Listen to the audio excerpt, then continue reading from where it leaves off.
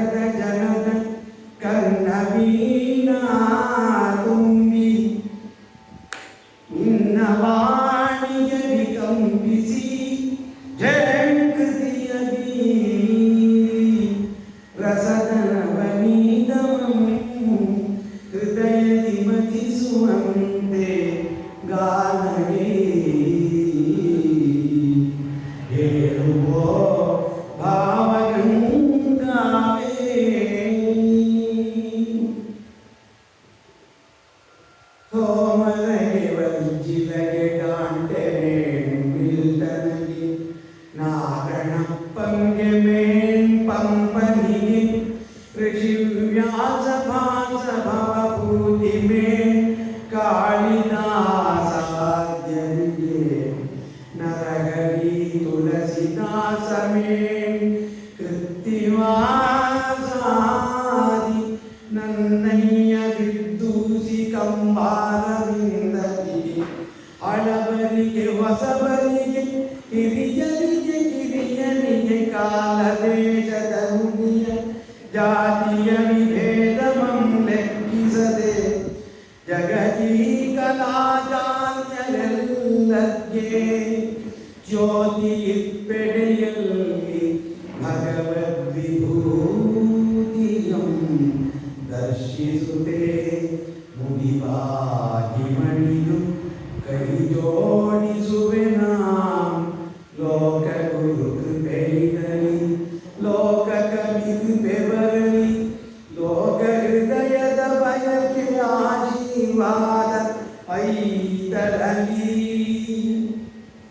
ಮಣಿದಿರಲಿ ಮುಡಿ ಮತ್ತೆ ಮುಗಿದಿರಲಿ ಕೈ ಮತ್ತೆ ಮಡಿಯಾಗಿರಲಿ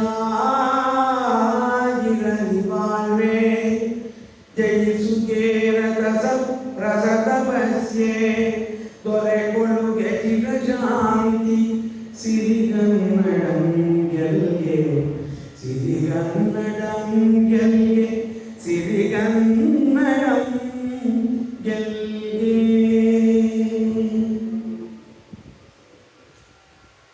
ಆನಂದಮಾನಂದಕರಂ ಪ್ರಸನ್ನಂ ಜ್ಞಾನಸ್ವರೂಪಂ ನಿಜಬೋಧಯುಕ್ತಂ ಯೋಗೀಂದ್ರವೀರ್ಯಂ ಅಪರೋಗವೈದ್ಯಂ ಶ್ರೀಮದ್ಗುರುಂ ನಿತ್ಯಮಾನಮಾಮಿ. ಗುರು ಪರಂಪರೆಗೆ ಸಾಷ್ಟಾಂಗ ನಮಿಸಿ ನಾವು ಕಥಾರಂಭವನ್ನು ಮಾಡ್ತಾ ಇದ್ದೇವೆ. ಈ ದಿವಸ ನಾವು ಕುವೆಂಪು ಅವರ ರಾಮಾಯಣ ದರ್ಶನದಲ್ಲಿ ಶಬರಿಗಾಲನು ಅತಿಥಿ ಆಚರಣೆ ಅನ್ನತಕ್ಕಂತಹ ಒಂದು ಕಥಾಭಾಗವನ್ನು ತಮ್ಮ ಮುಂದೆ ಅರಿಕೆ ಮಾಡಿಕೊಳ್ತಾ ಇದ್ದೇವೆ. ಈ ಭಾಗ ಮೂಲ ರಾಮಾಯಣದಲ್ಲಿ ಬಹಳ ಸಂಕ್ಷೇಪವಾಗಿ ಒಂದು 10-15 ಪದ್ಯಗಳಲ್ಲಿ ಬಂದಿದೆ. ಆದರೆ ಕುವೆಂಪು ಅವರು ಅದನ್ನು ವಿಸ್ತಾರವಾಗಿ ಒಂದು ಅಧ್ಯಾಯವನ್ನೇ ಬರೆದುಬಿಟ್ಟು ನಾಟಕೀಯವಾಗಿ ಬಹಳ ಕಾವ್ಯಾತ್ಮಕವಾಗಿ ಬಹಳ ಸುಂದರವಾಗಿ ಮನೋಜ್ಞವಾಗಿ ರಚಿಸಿದ್ದಾರೆ. ಕಥೆ ಎಲ್ಲರಿಗೂ ಗೊತ್ತಿರೋದ್ರಿಂದ ಪೂರ್ವ ಕಥೆಯನ್ನು ಹೆಚ್ಚು ಹೇಳುವ ಅಗತ್ಯ ಇಲ್ಲ. ಸೀತಾಪಹರಣವಾಗಿದೆ. ಆ ರಾಮಚಂದ್ರನಿಗೆ ಆ ದುಃಖ ಮೂಲ ರಾಮಾಯಣದಲ್ಲಂತೂ 3 ಅಧ್ಯಾಯದಲ್ಲಿ ವಿಸ್ತಾರವಾಗಿ ವರ್ಣನೆ ಮಾಡ್ತಾರೆ ವಾಲ್ಮೀಕಿಗಳು. ರಾಮನ ವಿಲಾಪ, ರಾಮನ ಕ್ರೋಧ, ರಾಮೋನ್ಮಾದ ಅಂತೇಳಿ 3 ಅಧ್ಯಾಯದಲ್ಲಿ ಬಹಳ ವಿಸ್ತಾರವಾಗಿ ವರ್ಣನೆ ಮಾಡ್ತಾರೆ. ಕುವೆಂಪು ಅವರು ಕೂಡ ಅಷ್ಟೇ ಸೊಗಸಾಗಿ ಆ ಭಾಗವನ್ನು, ಆ ರಾಮನ ದುಃಖವನ್ನು, ಆ ರಾಮನ ಸಂಕಟವನ್ನು ವರ್ಣಿಸಿದ್ದಾರೆ. ಸೀತೆಯ ಅಗಲಿಕೆ ರಾಮನನ್ನು ಜರ್ಜರಿತನನ್ನಾಗಿ ಬಿಡಿಸಿಬಿಡುತ್ತೆ. ರಾಮನಿಗೆ ಏನು ಮಾಡಬೇಕು ಅನ್ನತಕ್ಕಂತಹ ವಿವೇಚನೆಯನ್ನೇ ರಾಮ ಕಲ್ಪಿಸಿಬಿಟ್ಟಿದ್ದಾನೆ. ತನ್ನ ಆತ್ಮವಿಶ್ವಾಸವನ್ನು, ಆತ್ಮಸ್ಥೈರ್ಯವನ್ನು ಕಳ್ಕೊಂಡು ಬಿಡ್ತಾನೆ. ಅಧೈರ್ಯ ಮತ್ತು ಹತಾಶ ಮನೋಭಾವದಿಂದ ಕೀಳರಿಮೆಗೆ ಹೋಗಿ ನಮ್ಮ ಈ ಭಾಷೆಯಲ್ಲಿ, ನಮ್ಮ ಈಗಿನ ಭಾಷೆಯಲ್ಲಿ ಹೇಳ್ತೀವಲ್ಲ, ರಾಮಚಂದ್ರ ಡಿಪ್ರೆಷನ್ಗೆ ಹೋಗ್ಬಿಡ್ತಾನೆ. ಆ ಸ್ಥಿತಿ ರಾಮನಿಗೆ ಬಂದುಬಿಡುತ್ತೆ. ಆ ಧೈರ್ಯ ಕಾಡ್ತಾ ಇರುತ್ತೆ. ಏನು ಮಾಡಲು ಕೂಡ ಉತ್ಸಾಹ ಬರ್ತಾ ಇರುವುದಿಲ್ಲ. ಆ ಸಮಯದಲ್ಲಿ ಕಬಂಧ ಅನ್ನತಕ್ಕಂತಹ ಒಬ್ಬ ರಾಕ್ಷಸ ರಾಮ ಲಕ್ಷ್ಮಣ ಮೇಲೆ ಬಂದು ಎರಗ್ತಾನೆ. ಅವನಿಗೆ ತಲೆ ಇಲ್ಲ, ಕೈ ಕಾಲು ಇಲ್ಲ. ಒಂದು ಒಳ್ಳೆ ಗುಹೆ ಅಂತ ಒಂದು ಬಾಯಿ ಮತ್ತು ಒಂದು ಗುಹೆ ಅಂತ ಒಂದು ಕಣ್ಣು. ಅವನು 2 ಕಿವಿಯಿಂದ 1 ಯೋಜನೆ ದೂರ ವಿಸ್ತೀರ್ಣವಾಗಿರ್ತಕ್ಕಂತಹ ಉದ್ದ ಇರ್ತಕ್ಕಂತಹ 2 ತೋಳುಗಳು. ಆ 2 ತೋಳುಗಳನ್ನು ಈ ಬಾಳ್ತಾನೆ ಏನು ಸಿಗ್ತದೆ ಅದನ್ನೆಲ್ಲ ಬಾಯಿಗಳಿಗೆ ಹಾಕೊಳ್ತಾನೆ. ಏನಾದರೂ ಆನೆ ಗೀನೆ ಏನೇನು ಬೇಕಾದ್ರೂ ಸಿಗ್ಬೋದು. ರಾಮಚಂದ್ರ ಅವನ ಕೈಗೆ ಸಿಕ್ಕಿಬಿಟ್ಟಿದ್ದಾನೆ. ರಾಮ ಎಂತಹ ಪರಾಕ್ರಮಿ. ಆದರೆ ಇವತ್ತು ಧೈರ್ಯ ಉರುಗಿ ಹೋಗಿಬಿಟ್ಟಿದೆ. ಹೇಳ್ತಾ ಇದ್ದಾನೆ, ಲಕ್ಷ್ಮಣನ ಹತ್ರ ಹೇಳ್ತಾ ಇದ್ದಾನೆ, ಲಕ್ಷ್ಮಣ, ಆ ರಾಕ್ಷಸ ನನ್ನನ್ನು ಹೇಳಿಬಿಟ್ಟಿದ್ದಾನಪ್ಪ, ಹೋಗಪ್ಪ, ನೀನು ಸಿಗಬೇಡಪ್ಪ, ನೀನು ದೂರ ಹೋಗು, ಹತ್ರ ಬರಬೇಡ, ದೂರ ಹೋಗಪ್ಪ. ಹೋಗಿಬಿಟ್ಟು ಆ ಅಯೋಧ್ಯೆಗೆ ನೀನಾದರೂ ಬದುಕು. ನಾನು ಹ್ಯಾಕು ಹೋದೆ, ಸಿಕ್ಕಾಕೊಂಡ್ಬಿಟ್ಟಿದ್ದೀನಿ. ಈ ಕಬಂಧನಿಗೆ ಸಿಕ್ಕಿಬಿಟ್ಟು ನಾನಂತೂ ಹೋಗ್ತೀನಿ. ಆದರೆ ನೀನಾದರೂ ಉಳಿಯಪ್ಪ, ಅಯೋಧ್ಯೆ ಹೋಗ್ಬಿಟ್ಟು ಆ ಭರತಾದಿಗಳನ್ನೆಲ್ಲ ಸಂತೈಸಿ. ಮೈಥಿಲಿಯನ್ನ ಕಳೆದುಕೊಂಡಿದ್ದೇನೆ, ನನಗೆ ಇನ್ಯಾತಕ್ಕೆ ಈ ಜೀವನ ಅನ್ನೋದೇ ಸಾವು, ಸಾವೇ ನನಗೆ ಬದುಕು, ಸಾವು ನನಗೆ ಬಾಳಿಕೆ ಅಂತ ಹೇಳ್ತಾರೆ. ನನಗೆ ಸೀತೆ ಇಲ್ಲದ ಸಾವೇ ನನಗೆ ಬಾಳಿಕೆ. ಆಯ್ತು, ನಾನು ಹೋಗ್ತೇನೆ, ನೀನಾದ್ರು ಹೋಗಬಿಟ್ಟು ಭರತಾದಿಗಳನ್ನು ಸಂತೈಸುವಂತೇಳಿ ರಾಮಚಂದ್ರ ಕಂಗಾಲ ಆಗಿಬಿಟ್ಟು ದುಃಖದಿಂದ ಆತ್ರದಿಂದ ಜಡ್ಜನಾಗಿ ಹೇಳಿದಾಗ ಆಗ ಲಕ್ಷ್ಮಣ ಬರ್ತಾನೆ. ನಾಲ್ಗೆ ಬಂದು ಆ ಕಬಂಧನ 2 ತೋಳುಗಳನ್ನು ಕತ್ತರಿಸ್ತಾನೆ. ಮತ್ತು ಕೂಡ ಕತ್ತಿಯಿಂದ ಅವನ ದೇಹವನ್ನು ಚಿತ್ರ ಮಾಡಿಬಿಟ್ಟು ಆತನನ್ನು ಕೊಲ್ತಾನೆ. ಆಮೇಲೆ ರಾಮನಿಗೆ ಧೈರ್ಯವನ್ನು ಹೇಳ್ತಾ ಇದ್ದಾನೆ ಲಕ್ಷ್ಮಣ, ಅಣ್ಣ, ನಿನ್ನಂತಹ ವೀರ, ನಿನ್ನಂತಹ ಪರಾಕ್ರಮಿ ಈ ಭೂಲೋಕದಲ್ಲ 3 ಲೋಕದಲ್ಲೂ ಕೂಡ ಇಲ್ಲಪ್ಪ. ಅಂತಹ 10 ತಲೆಯ ಆ ದಶಕಂಠ ಆ ರಾವಣ ಕೈಲಾಸ ಪರ್ವತವನ್ನು ಎತ್ತಿದವನು, ಅವನಿಗೆ ಎತ್ತಲಾಗಲಿಲ್ಲ ಶಿವಧನಸ್ಸನ್ನ. ಅಂತಹ ಶಿವಧನಸ್ಸನ್ನ ಹೂ ಎತ್ತದ ಹಾಗೆ ಎತ್ತಬಿಟ್ಟು ಅದನ್ನು ಬಾಗಿಸಿ ಅದನ್ನು ಮುರಿದವನು ನೀನು. ಈ ಕಬಂಧ ಏನು, ವಿರಾದ ಏನು, ಅವನಿಗಿಂತ 10 ಪಟ್ಟು ಪರಾಕ್ರಮಶಾಲಿಗಳಾಗಿರ್ತಕ್ಕಂತಹ ಖರದೂಷಣರು ಅಷ್ಟೇ ಅಲ್ಲ, 14,000 ರಾಕ್ಷಸರನ್ನ ಏಕಾಂಗಿಯಾಗಿ ನೀನು ಕೊಂದಿದ್ದೀಯ ಅಣ್ಣ. ನಿನ್ನ ಶಕ್ತಿ, ನಿನ್ನ ಪರಾಕ್ರಮ ನಿನಗೇ ಮರೆತು ಹೋಯ್ತೆಪ್ಪ. ನಿನ್ನ ಮುಂದೆ ನಿಲ್ಲತಕ್ಕಂತಹ ವೀರ ಈ ಲೋಕದಲ್ಲಿ ಯಾರಿದ್ದಾರೋ ಅಣ್ಣ. ಧೈರ್ಯವನ್ನು ತಾಳು, ಸಾಹಸಿಯಾಗು, ಅಧೈರ್ಯವನ್ನು ಬಿಡು, ಮತ್ತು ಕೂಡ ಉತ್ಸಾಹಿತನಾಗು. ಹೋಗೋಣ. ಮತ್ತು ಕೂಡ ನಮ್ಮ ಅತ್ತಿಗೆ ಪರಮ ಪತಿವ್ರತೆ, ಪರಮ ಭಾವನೆ, ಅವನನ್ನು ಎತ್ತಿಕೊಂಡು ಹೋದವನು ಉಳಿದಾನೆ. ಅವನು ಮಣ್ಣಲ್ಲಿ ಕೆಂಡ ಹಾಕೊಂಡಿದ್ದಾನೆ, ಅವನನ್ನು ಮುಗಿಸೋಣ. ಏನೂ ಯೋಚನೆ ಮಾಡಬೇಡ ಅಣ್ಣ, ಚಿಂತೆ ಮಾಡಬೇಡ ಅಂದಾಗ ರಾಮನಿಗೆ ಧೈರ್ಯ ಬರುತ್ತೆ. ಮತ್ತು ಕೂಡ ಉತ್ಸಾಹಿತನಾಗಿದ್ದಾನೆ. ಉತ್ಸಾಹಿತನಾಗ್ಬಿಟ್ಟು, ಹೌದು ಲಕ್ಷ್ಮಣ, ನಾಳೆ ನಮಗೆ ಭಾಳ ಕೆಲಸ ಇದೆ, ಮುಂದೆ ಮಹತ್ತಾದ ಕೆಲಸ ಇದೆ, ಹೋಗೋಣ ಬಾ ಅಂತೇಳಿ ರಾಮ ಲಕ್ಷ್ಮಣರಿಬ್ಬರು ಕೂಡ ಸೀತೆಯನ್ನು ಹೊಡ್ಕೊಂಡು ಕಾಡಿನಲ್ಲಿ ಬರ್ತಾ ಇದ್ದಾರೆ. ಅದೇ ದೂರದಲ್ಲಿ ಶಬರಿಯ ಆಶ್ರಮ ಕಾಣುತ್ತೆ. ಅದನ್ನೇ ಇನ್ನೊಂದು ಆಶ್ರಮ ಇದೆ ಅಂತ ಹೇಳಿಬಿಟ್ಟು ಅವರು ಆ ಕಡೆ ಹೆಜ್ಜೆ ಹಾಕ್ತಾ ಇದ್ದಾರೆ. ಅವತ್ತಿನ ಹಿಂದಿನ ರಾತ್ರಿ ಶಬರಿಗೆ ಒಂದು ಕನಸು ಬಿದ್ದಿರುತ್ತೆ. ಆ ಕನಸಿನಲ್ಲಿ ಆ ನೀಲಮೇಘಶ್ಯಾಮ ಅವರು ಗಗನ ನೀಲಾವನಂ ಅಂತ ಹೇಳ್ತಾರೆ ಕುವೆಂಪುರು. ಆ ನೀಲಮೇಘಶ್ಯಾಮರಾಗಿರ್ತಕ್ಕಂತಹ ರಾಮಚಂದ್ರ ಅವರ ಹುಲ್ಲಿನ ಹಾಸಿಗೆ ತಾನೆ ಶಬರಿ ಇಟ್ಕೊಂಡಿರ್ತಕ್ಕಂಥದ್ದು, ಅದರ ಮೇಲೆ ಮಲಗಿದ್ದಾನೆ. ಆ ನೀಲಮೇಘಶ್ಯಾಮನನ್ನ ನೋಡ್ತಾ ಇದ್ದಾಳೆ, ಕಣ್ಣುಮ್ಮಿ ನೋಡ್ತಾ ಇದ್ದಾಳೆ ಆ ರಾಮನನ್ನ. ಅಂತೂ ರಾಮ ಬಂದ್ಯಾ ಅಂತ ಬಹಳ ಸಂತೋಷದಿಂದ ಜೋರಾಗಿ ರಾಮ ಬಂದ್ಯಾ ಅಂತಾಳೆ. ಎತ್ತರ ಆಗಿದ್ರೆ ರಾಮ ಎದುರಿನಿಂದ ಹೊರಗಡೆ ಬರ್ತಾಳೆ. ಎಲ್ಲ ಕಡೆ ಬೆಳದಿಂಗಳು ಸೂಸು ಬಿಟ್ಟಿದ್ದಂತೆ. ಆ ಸುಂದರನಾಗಿರ್ತಕ್ಕಂಥ ಚಂದ್ರ ಶಬರಿಯನ್ನು ನೋಡಿಬಿಟ್ಟು ತಾನೇ ಕರಗಿ ಬೆಳದಿಂಗಳಾದ್ನು ಅನ್ನೋ ಹಾಗೆ ಎಲ್ಲ ಕಡೆ ಬೆಳದಿಂಗಳು ಪಸರಿಸಿಬಿಟ್ಟಿದೆ. ಕುವೆಂಪು ಅವರು ಪ್ರಕೃತಿ ಕವಿ, ಎಲ್ಲಿ ಸಮಯ ಸಿಕ್ಕರೂ ಕೂಡ ಅದನ್ನು ವರ್ಣನೆ ಮಾಡತಕ್ಕಂಥದ್ದು. ಹಿಂದೆ ಅವರು ಬೆಳದಿಂಗಳ ಬಗ್ಗೆ ಬಹಳ ಸೊಗಸಾಗಿ ಹೇಳಿದ್ದಾರೆ. ಬೆಳದಿಂಗಳು ಹಾಜಲ್ಲಿದೆ ಹುಣ್ಣಿಮೆ ಇರುಳಲ್ಲಿ, ಬನದಂಟಿನ ಹೊಳೆ ತುಂಗೆಯ ಸಕ್ಕರೆ ಮರಳಲ್ಲಿ. ಬೆಳದಿಂಗಳು ಹಾಜಲ್ಲಿದೆ ಹುಣ್ಣಿಮೆ ಇರುಳಲ್ಲಿ, ಬನದಂಟಿನ ಹೊಳೆ ತುಂಗೆಯ ಸಕ್ಕರೆ ಮರಳಲ್ಲಿ ಅಂತ ಹೇಳಿಬಿಟ್ಟು ಸೊಗಸಾಗಿರ್ತಕ್ಕಂತಹ ಒಂದು ಕವನವನ್ನು ರಚನೆ ಮಾಡಿದ್ದಾರೆ. ಅಂತಹ ಬೆಳದಿಂಗಳು ಎಲ್ಲ ಕಡೆ ಹರಿದಿದೆ. ಸುತ್ತಲೂ ನೋಡ್ತಾ ಇದ್ದಾಳೆ ಶಬರಿ. ಎಲ್ಲೂ ರಾಮ ಕಾಣಲಿಲ್ಲ. ರಾಮನನ್ನು ಹುಡುಕ್ತಾ ಇದ್ದಾಳಂತೆ. ಕನಸು ಬಂದಿದ್ದರಿಂದ ರಾಮ ಬಂದಿರ್ಬೋದನೋ ಅಂತೇಳಿ ಎಲ್ಲ ಕಡೆ ನೋಡ್ತಾ ಇದ್ದಾಳೆ. ಎಲ್ಲೂ ಕೂಡ ರಾಮ ಕಾಣಲಿಲ್ಲ. ಆಗ ಬರ್ತಾ ಇದ್ದಾಳೆ ತನ್ನಲ್ಲೇ, ರಾಮಚಂದ್ರ ನೀನೆಂದಿಗೆ ಬರುವೆಯ್ಯ, ಓ ನನ್ನ ಕಂದಯ್ಯ ರಾಮಚಂದ್ರಯ್ಯ. ನನ್ನ ಗುರುವಿನ ಮಾತು, ಮತಂಗ ಮುನಿಯ ಮಾತು, ಅದು ಸುಳ್ಳಾಗುತ್ತೆ. ಆ ಸುಳ್ಳಾಗೋದಕ್ಕೆ ಸಾಧ್ಯವೇ? ನೀನು ಬರಲೇಬೇಕು. ಯಾಕಪ್ಪ ಬರ್ತಾ ಇಲ್ಲ? 10 ವರ್ಷ ಆಯ್ತಯ್ಯ. ಪ್ರತಿ ದಿವಸವೂ ನಿನಗೋಸ್ಕರ ಕಾಲು ಕಾಲು ಕಾಲು ಕಣ್ಣಾಗ್ಬಿಟ್ಟಿದ್ದೀನಿ ಕಣೋ. ಆಯ್ತು ಕಣೋ, ನನ್ನ ಬಾಳ ಪಯಣ ಮುಗಿತಾ ಬಂದಿದೆ.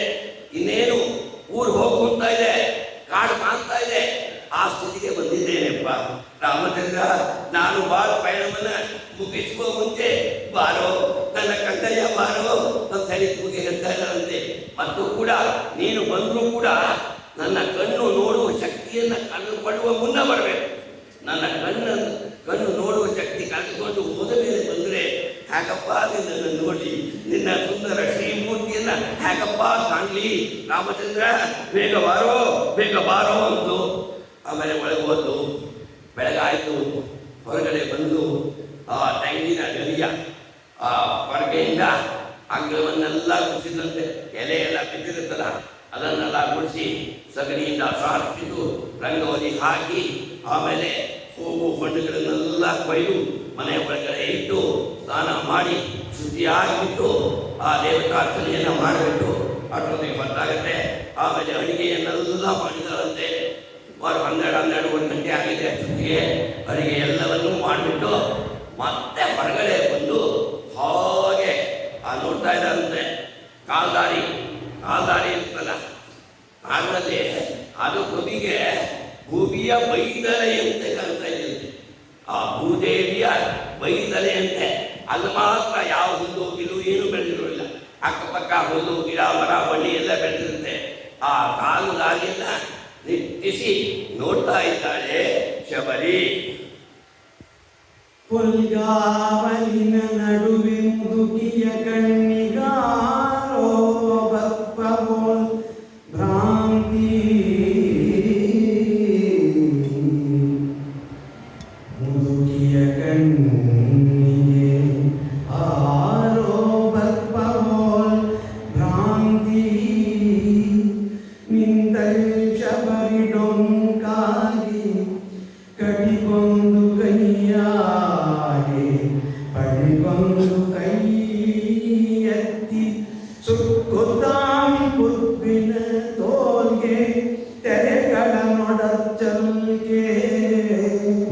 ನೋಡಿದಲ್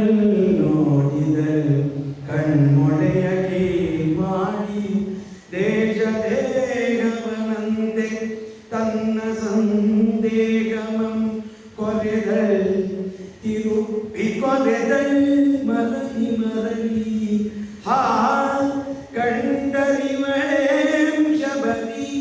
ರಾಮ ಲಕ್ಷ್ಮಣರನು ಕಂಡರಿವಳೇ ಶಬರಿತಾಂ ಆ ದುಸ್ಥಿತಿಯ ವೇಷದಲ್ಲಿ.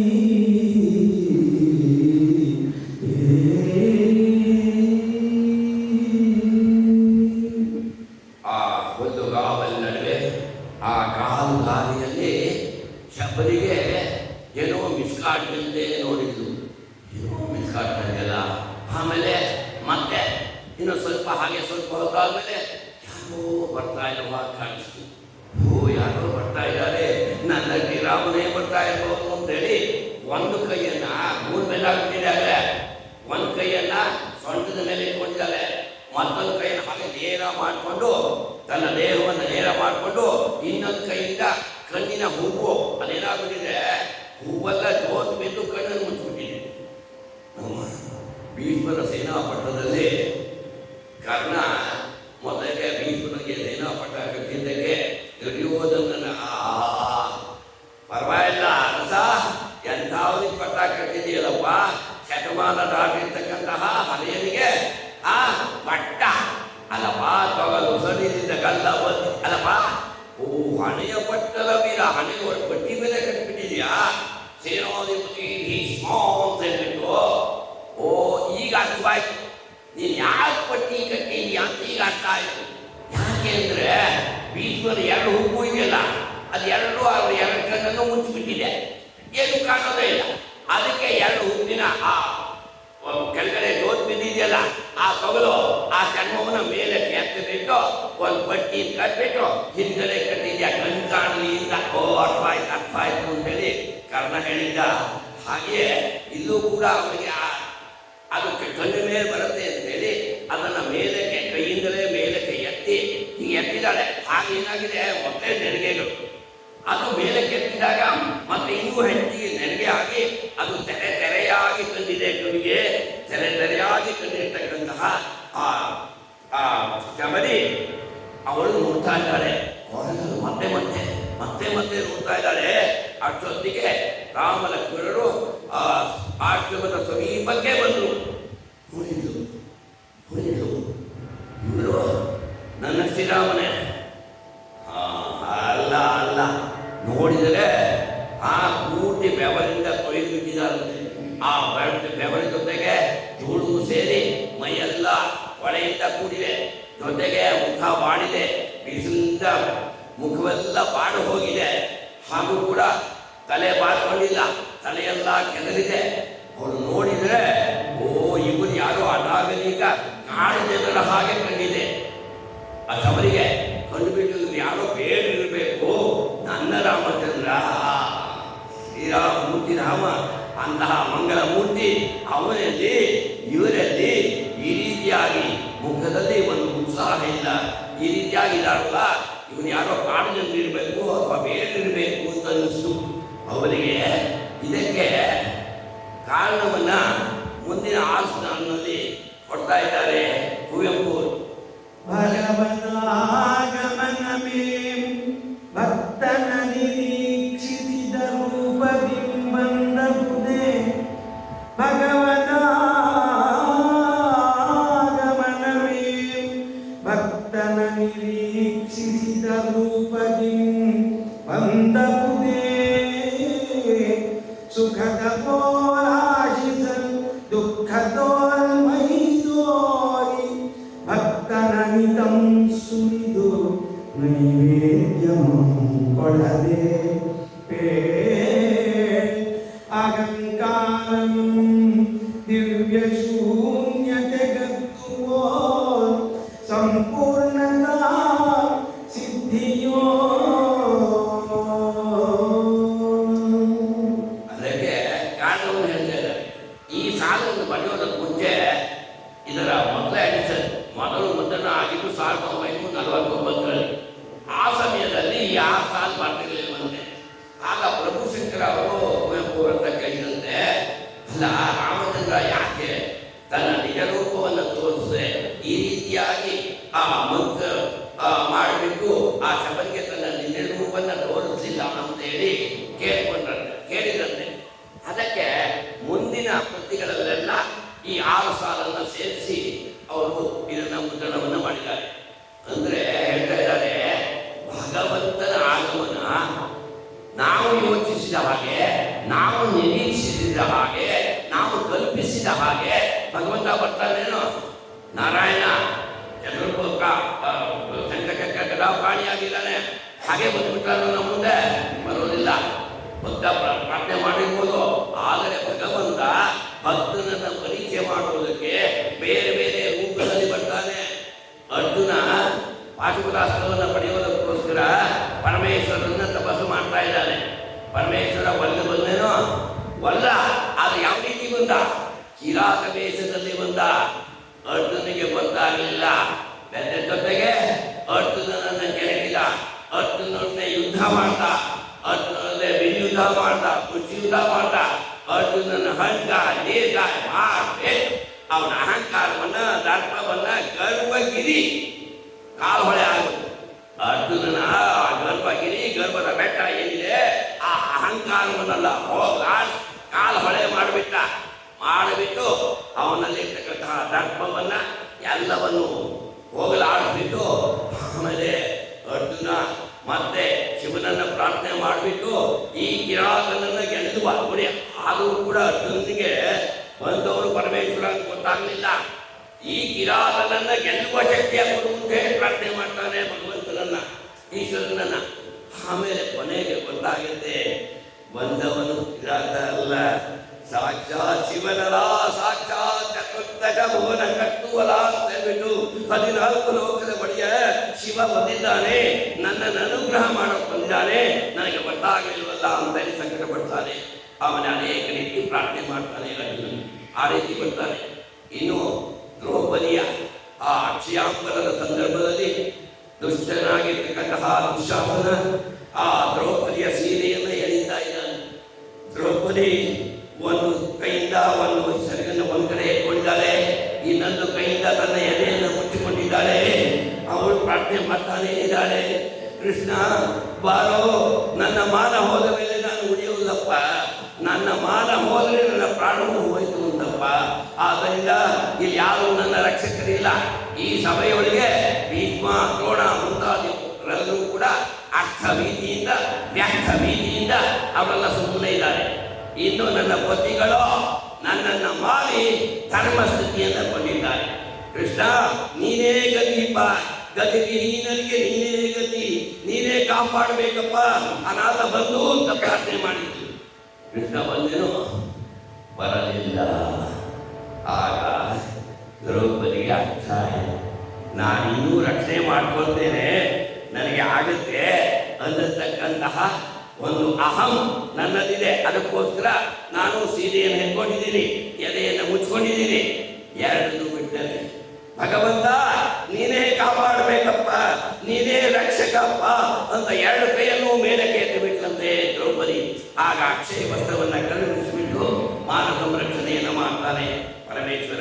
ಈ ರೀತಿ ನಾವು ಸುಖವನ್ನು ಅಪೇಕ್ಷೆ ಪಡ್ತೀವಿ, ಆದರೆ ಭಗವಂತ ದುಃಖ ಕೊಟ್ಟು ನಮ್ಮನ್ನು ಕಾಡಿಸಿ ಬೇಯಿಸಿ ನಮ್ಮ ಅಹಂಕಾರವನ್ನು ದರ್ಪವನ್ನು ಎಲ್ಲವನ್ನು ಇಳಿಸಿ ನಮ್ಮನ್ನು ಸೊನ್ನೆ ಮಾಡಿಬಿಟ್ಟಾನೆ. ಶೂನ್ಯತೆಗೆ ಹೇಳ್ತಾ ಇದ್ದಾರೆ, ದಿವ್ಯ ಶೂನ್ಯತೆಗೆ ಎದ್ದವೋ ದಿವ್ಯ ಶೂನ್ಯ ಅಂತ ಪೂರ್ತಿ ಸೊನ್ನೆ ಮಾಡಿ ಆಮೇಲೆ ಅನುಗ್ರಹ ಮಾಡ್ತಾನೆ, ಆಮೇಲೆ ಸಿದ್ಧಿಯನ್ನು ಕೊಡ್ತಾನೆ. ಆ ರೀತಿ ಮಾಡ್ತಾನೆ. ಹಾಗಾಗಿ ಈ ರೀತಿ ರಾಮಚಂದ್ರರು ಬಂದರು ಅನ್ನೋದಕ್ಕೆ ಕಾರಣವನ್ನು ಹೇಳ್ತಾರೆ. ಆಮೇಲೆ ಸರಿ ಅವಳು ನೋಡ್ತಾರೆ, ಎಲ್ಲ ರಾಮಚಂದ್ರ ಬರ್ತಾನೆ, ಕನಸನ್ನು ಕಂಡೆ, ರಾಮನೇ ಬಂದಿರಬೇಕು ಅಂತ ಮಾಡಿಕೊಂಡೆ. ಆದರೆ ಇವರು ಯಾರೋ ಕಾಡು ಜನರು, ಯಾರೋ ಬೇಡಿರಬೇಕು ಅಲ್ಲ, ಹೋಗಿಲೇ ಮರಿ ತಿಳ್ಕೊಂಡ್ರೆ ಕೋಗಿಲೆಯ ಮರಿಯೆಂದು ತುಡುಕಿದರೆ ಕಾಗೆ ಮರಿ ಕೂಗಿದ ಮೊಲಾಯ್ತು.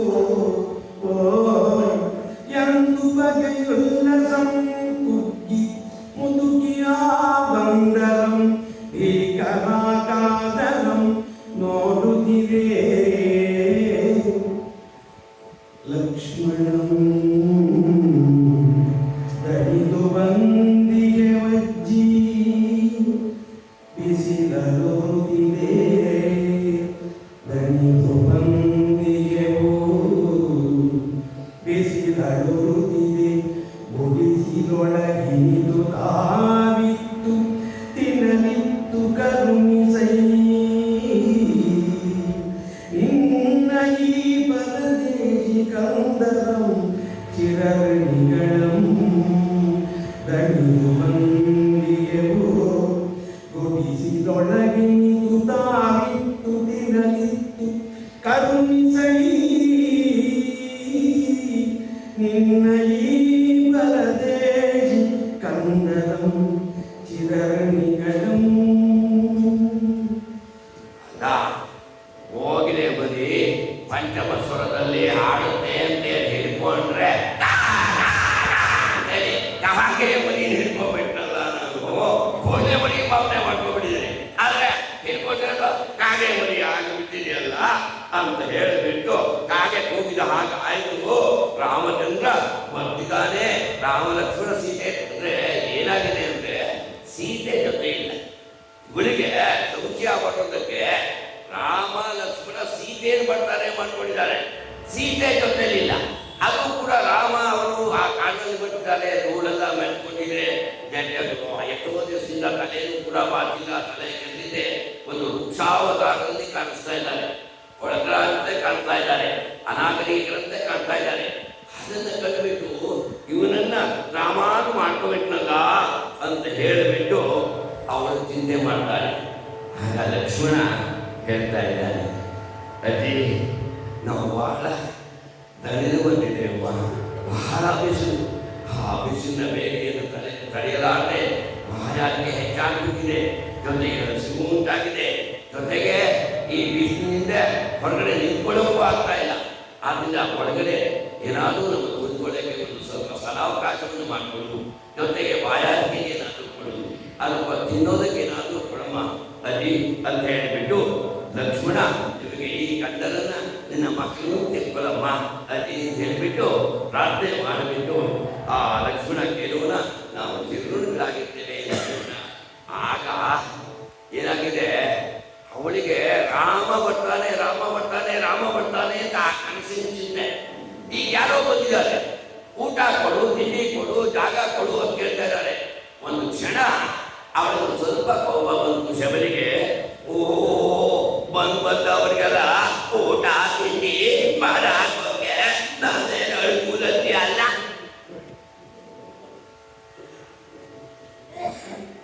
ನೀ ಮೆತ್ತನಿಂದ ಮೈ ತಂದಿದೈ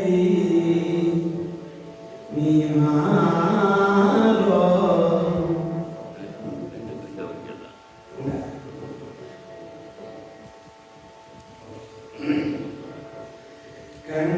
ಕಂಡವರ್ಗೆಲ್ಲ ಬಪ್ಪ ಬೇಡದ್ದೆಲ್ಲಂ ಉಣಿಸಿತ್ತು ಬೀಡಿತ್ತು ಬೆಲ್ವಾಸನಿಯೇ ನಾನೇನು ಅಡುಗುಳಜ್ಜಿ ಅಲ್ಲ ಕಾಣಯ್ಯ ಇಂದು ನಿಷ್ಠುರವೆಂದೊಡಂ ಬಡವಳೋ ಇದ್ದುದ ನೀವೇ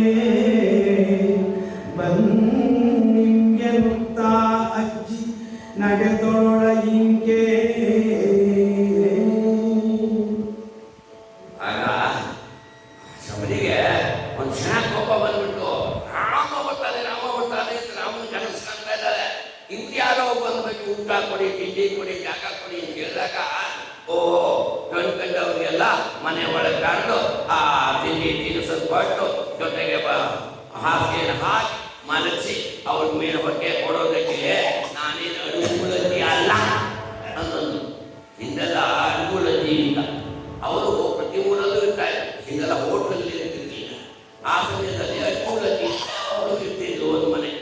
ಅಲ್ಲಿಗೆ ಹೊರಗಡೆಯಿಂದ ಬಂದವರೆಲ್ಲರೂ ಕೂಡ ಅವ್ರ ಮನೆಯಲ್ಲಿ ಉಳ್ಕೊಳ್ಳೋರು, ಅಲ್ಲೇ ಜಾಗವನ್ನು ಕೊಡೋದು, ಒಂದು 2 ದಿವಸ ಇರೋದು, ಊಟ ಗೀಟ ಅಲ್ಲೇ ಮಾಡೋದು, ಆಮೇಲೆ ತಮ್ಮ ಕೈಲಾದಷ್ಟು ಕೊಟ್ಟೋದು. ಅವಳಿಗೆ 30 ನಡೀತಿತ್ತು. ಬಂದವರಿಗೂ ಕೂಡ ಒಂದು ಸ್ಥಳ ಇರ್ತಿತ್ತು. ಈ ರೀತಿ ಅಡುಗುಳಜ್ಜಿ ಅಂತೇಳಿ ಇರ್ತಿತ್ತು. ಹೀಗೆ ಒಬ್ಬ ಒಂದು ದಿವಸ ಬಂದ ಇದ್ದ. ಆಮೇಲೆ ಹೊರಟ ಆ ಅಜ್ಜಿ ಕೇಳಿದ್ರು, ಹೇಗಪ್ಪ ಊಟ ಚೆನ್ನಾಗಿರ್ತೀನಪ್ಪ ಹಾಗೆ ಅಂತ ಹೇಳಿಬಿಟ್ಟು ಆ ಅಜ್ಜಿ ಕೇಳಿದ್ರು. ಅದಕ್ಕೆ ಅವ್ರು ಹೇಳಿದಂತೆ, ಅಜ್ಜಿ ನಿನ್ನ ಊಟ ಮಾಡೋಕೆ ಒಂದು ಕೈ ಸಾಕಾಗಲ್ಲ, 5 ಕೈ ಬೇಕು. 5 ಕೈ ಬೇಕೆ? ಒಂದು ಕೈ ಅದರಲ್ಲಿರೋ ಕೂದಲು ಆಡಿಸೋಕೆ, ಇನ್ನೊಂದು ಕೈ ಅದರಲ್ಲಿದ್ದ ಹುಳಪಟ್ಟೆ ಆಡಿಸೋಕೆ, ಮತ್ತೊಂದು ಕೈ ಅದರಲ್ಲಿರೋ ಕಲ್ಲನ್ನು ಆಡಿಸೋಕೆ. 2 ಕೈ ಯಾತಕ್ಕೆ ಬೇಕು ಕೇಳ್ತೀಯಾ? ಕೇಳು ಹೇಳ್ತೀನಿ. ನಿನ್ನ ಅಡಿಗೆಯ ಕಾಲದವನ್ನು ನೋಡಿ ತಡಿಲದೆ ಬಾಯ್ ಪಡ್ಕೊಳ್ಳೋಕೆ 2 ಕೈ ಬೇಕು. ಹಾಗೆ ಅಂತೇಳಿ ಹೇಳಿದಂತೆ ಅಂದರೆ ತಮಾಷೆಗೆ ಹೇಳಿರ್ತಕ್ಕಂಥದ್ದು. ಆದರೆ ಆ ಕಾಲದಲ್ಲಿ ಆ ಅಜ್ಜಿಯರು ಎಷ್ಟು ಜನಕ್ಕೆ ಸೇವೆ ಮಾಡಿದ್ದಾರೆ, ಎಷ್ಟು ಜನಕ್ಕೆ ಆಹಾರವನ್ನು ಕೊಟ್ಟು ಕಾಪಾಡಿದ್ದಾರೆ, ಅದು ಬೇರೆ. ಬೇಕಾದ್ರೆ ಅವರು ಲೋಕೋಪಕಾರವನ್ನು ಮಾಡಿದ್ದಾರೆ, ಸಾಮಾಜಿಕ ಪ್ರಜ್ಞೆಯಿಂದ ಇರ್ತಕ್ಕಂಥವರಾಗಿದ್ದಾರೆ. ಅಂತಹ ಅನುಕೂಲಲ್ಲಿ ನಾನಲ್ಲಪ್ಪ ಅಂತ ಹೇಳಿಬಿಟ್ಟು ನಿಷ್ಠುರವಾಗಿ ಹೇಳಿದ್ದು. ಒಂದು ಕ್ಷಣ ಆ ಕೂಡಲೇ ಎಲ್ಲ ಒಂದು ಅತಿಥಿ ಸಾಕ್ಷಾತ್ ನಾರಾಯಣನಿಗೆ ಸಮ ಬಂದಿದ್ದಾರೆ, ಅತಿಥಿಗಳು ಬಂದಿದ್ದಾರೆ, ರಸಿದು ಬಂದಿದ್ದಾರೆ, ಅವರಿಗೆ ಆಶ್ರಯ ಕೊಡೋದಿಲ್ಲ ಅಂತ ಹೇಳಿದೆ ನಾನು. ಎಂಥ ಪ್ರತಿ ಆಗಿಬಿಟ್ಟೆ ನಾನು ಅಂತ ಹೇಳ್ಬಿಟ್ಟು, ಇಲ್ಲ ಬನ್ನಿಪ್ಪ ಬನ್ನಿ ಕರೆದು ಬಂದಿದ್ದೀನಿ, ಆಯ್ತಪ್ಪ ನಾನು ಬಡವಳಿದ್ದೀನಪ್ಪ, ಏನು ಕೊಡೋಕ್ಕಾಗಲ್ಲ, ಏನಿದೆಯೋ ಅದನ್ನು ಕೊಡ್ತೀನಪ್ಪ, ಬನ್ನಿಪ್ಪ ಒಳಗಡೆ ಬನ್ನಿ ಹಾಗೆ ಅಂತ ಹೇಳಿಬಿಟ್ಟು ಅವರನ್ನು ಒಳಗಡೆ ಕರ್ಕೊಂಡು ಬಂದಿದ್ದಾರೆ. ಅವರು ಕೂಡ ಆ ಅಜ್ಜಿ ಒಂದು ಬೈದದ್ದಕ್ಕೂ ಕೋಪ ಮಾಡಿಕೊಳ್ಳಿಲ್ಲ. ಆ ಅಜ್ಜಿ ಅಂತಃಕರಣವನ್ನು ನೋಡಿ ರಾಮ ಲಕ್ಷ್ಮಣ ಇಬ್ಬರೂ ಕೂಡ ಪರ್ಣಶಾಲೆ ಒಳಗೆ ಬಂದಿದ್ದಾರೆ. ಆಮೇಲೆ ಆವಾಗ ಕೇಳ್ತಾ ಇದ್ದಾರೆ, ಶಬರಿ ಎಲ್ಲಿಂದ ಬಂದ್ರಪ್ಪ, ನೀವು ಯಾರು? ಕಂದರಿರ ನೀವೆತ್ತನಿಂದ ಮೈ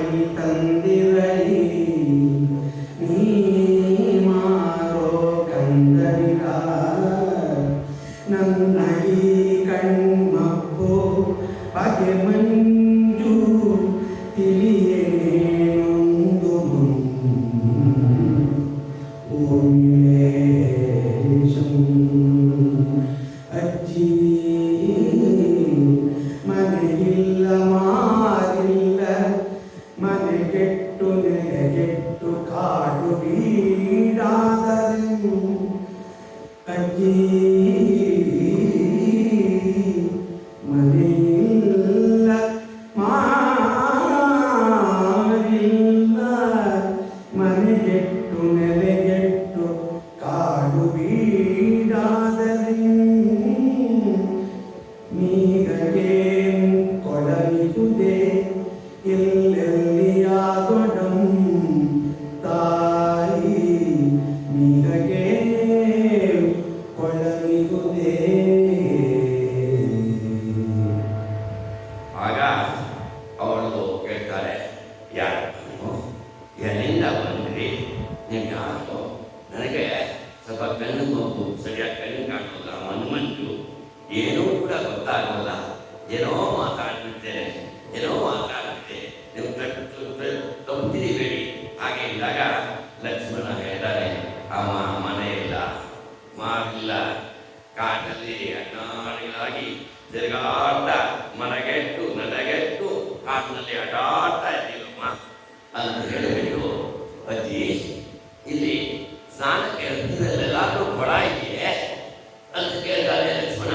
ಇಲ್ಲಿ ಸ್ನಾನ ಮಾಡೋದಕ್ಕೆ ಹತ್ತಿರಲ್ಲೆಲ್ಲಾದ್ರೂ ಕೊಳ ಇದೆಯೇ ಅಂದಾಗ ಆಶ್ಚರ್ಯ ಆಗ್ಬಿಟ್ಟು ಶಬರಿಗೆ, ಮೀನಕ್ಕೆ, ನಾಲ್ಕೆ ಬೇಡರಿಗೆ ಹಾಕೋ ಸ್ನಾನ.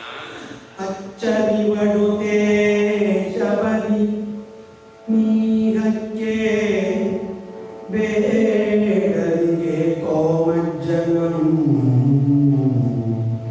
ಕೊಳಮಿಪ್ಪುದಲ್ಲಿ ಆ ಬೇರಿಲೆಯ ಮರದ ಅಡಿ ನಿಮ್ಮಂತೆ ಮನೆಗೆಟ್ಟು ನೆಲೆಗೆಟ್ಟು ತೊಳಲುವರ ಈ ನಾಡೊಳೆ ನಿಬರೋ ಕೇಡುಗಾಲಮೋ ಅರಗುಲಿಗರು ಒರುವನ ಸತಿಗೆ ಮತ್ತೊರುವನಳುವ ಅಳುಗುವಂ ಅರಗುಲಿಗರು ಒರುವನ ಸತಿಗೆ ಮತ್ತೊರುವನಳುಗುವಂ ಬೆಚ್ಚಿ ನುಡಿದಂತಾಚಲತಿ ಮೊಳಗುದನಿ ಹಿಂದೆ ಆರಸತಿಗಾರಡುಗಿದರು ಅಜ್ಜಿ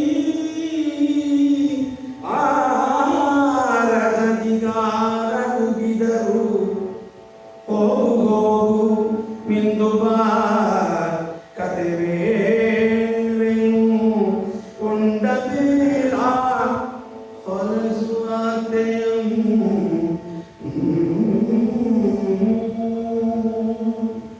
ಆಶ್ಚರ್ಯ ಆಗ್ಬಿಟ್ಟು ಶಬರಿಗೆ, ಸ್ನಾನಕ್ಕೆ ಬೇರೆ ಎಲ್ಲ ಸ್ನಾನ ಮಾಡ್ತಾರೆ. ಎಲ್ಲೋ ಬೇಕಾದಾಗ ಮನಸ್ಸು ಬಂದಾಗ ಈಗಾಡೋದಕ್ಕೋಸ್ಕರ ಹೊಳೆ ತಿಳಿಬೋದು. 10 ದಿವಸ 15 ದಿವಸ ಯಾವಾಗಲೂ ಒಂದೊಂದ್ಸಲ ಮಾಡ್ಬೋದನೋ, ಅದು ದಿನ ಸ್ನಾನ ಮಾಡೋರಲ್ವಲ್ಲ. ಬೇರೆಗೆ ಸ್ನಾನ ಮನದಲ್ಲಿ ಅಂದ್ಕೊಂಡು ಆಮೇಲೆ ಹಾಗೆ ಅಲ್ಲೇ ಆ ಬೇರ್ಲೆ ಮತ್ತು ಆ ಕಡೆ ಒಂದು ಸುಂದರವಾದ ಕುಳ ಇದೆ, ಅಲ್ಲಿ ಸ್ನಾನ ಮಾಡಬನ್ನಿ ಅಂತ ಹೇಳಿಬಿಟ್ಟು ನಿಮ್ಮಂತೆ ನೆಲೆಗೆಟ್ಟು ಮನೆಗೆಟ್ಟು ಎಷ್ಟು ಜನ ತೊಡಲಾಗ್ತಾ ಇದ್ದಾರೋ, ಎಷ್ಟು ಜನ ಕಷ್ಟಪಡ್ತಾ ಇದ್ದಾರೋ, ಎಷ್ಟು ಜನ ನೊಂದು ಸಂಕಟ ಪಡ್ತಾ ಇದ್ದಾರೋ ಅಂತ ಹೇಳಿಬಿಟ್ಟು ಏನು ಕಾಲವೋ ಏನು ಕೇಡುಗಾಲವೋ ಅಂತ ಹೇಳ್ತಾ ಇದ್ದಾರೆ. ತ್ರೇತಾಯುಗದಲ್ಲಿ ಅವರು ಹೇಳ್ತಾ ಇರೋದು, ಇದು ಕಲಿಯುಗದಲ್ಲಾಗಿದೆ, ಏನೇನಾಗ್ತೋ ಗೊತ್ತಿಲ್ಲ. ತ್ರೇತಾಯುಗದಲ್ಲಿ ಏನು ಕೇಡುಗಾಲವೋ ಏನು ಕೆಟ್ಟ ಕಾಲವೋ ಇದು, ಎಂಥ ಕೆಟ್ಟ ಕಾಲ ಇದು ಅಲ್ಲ.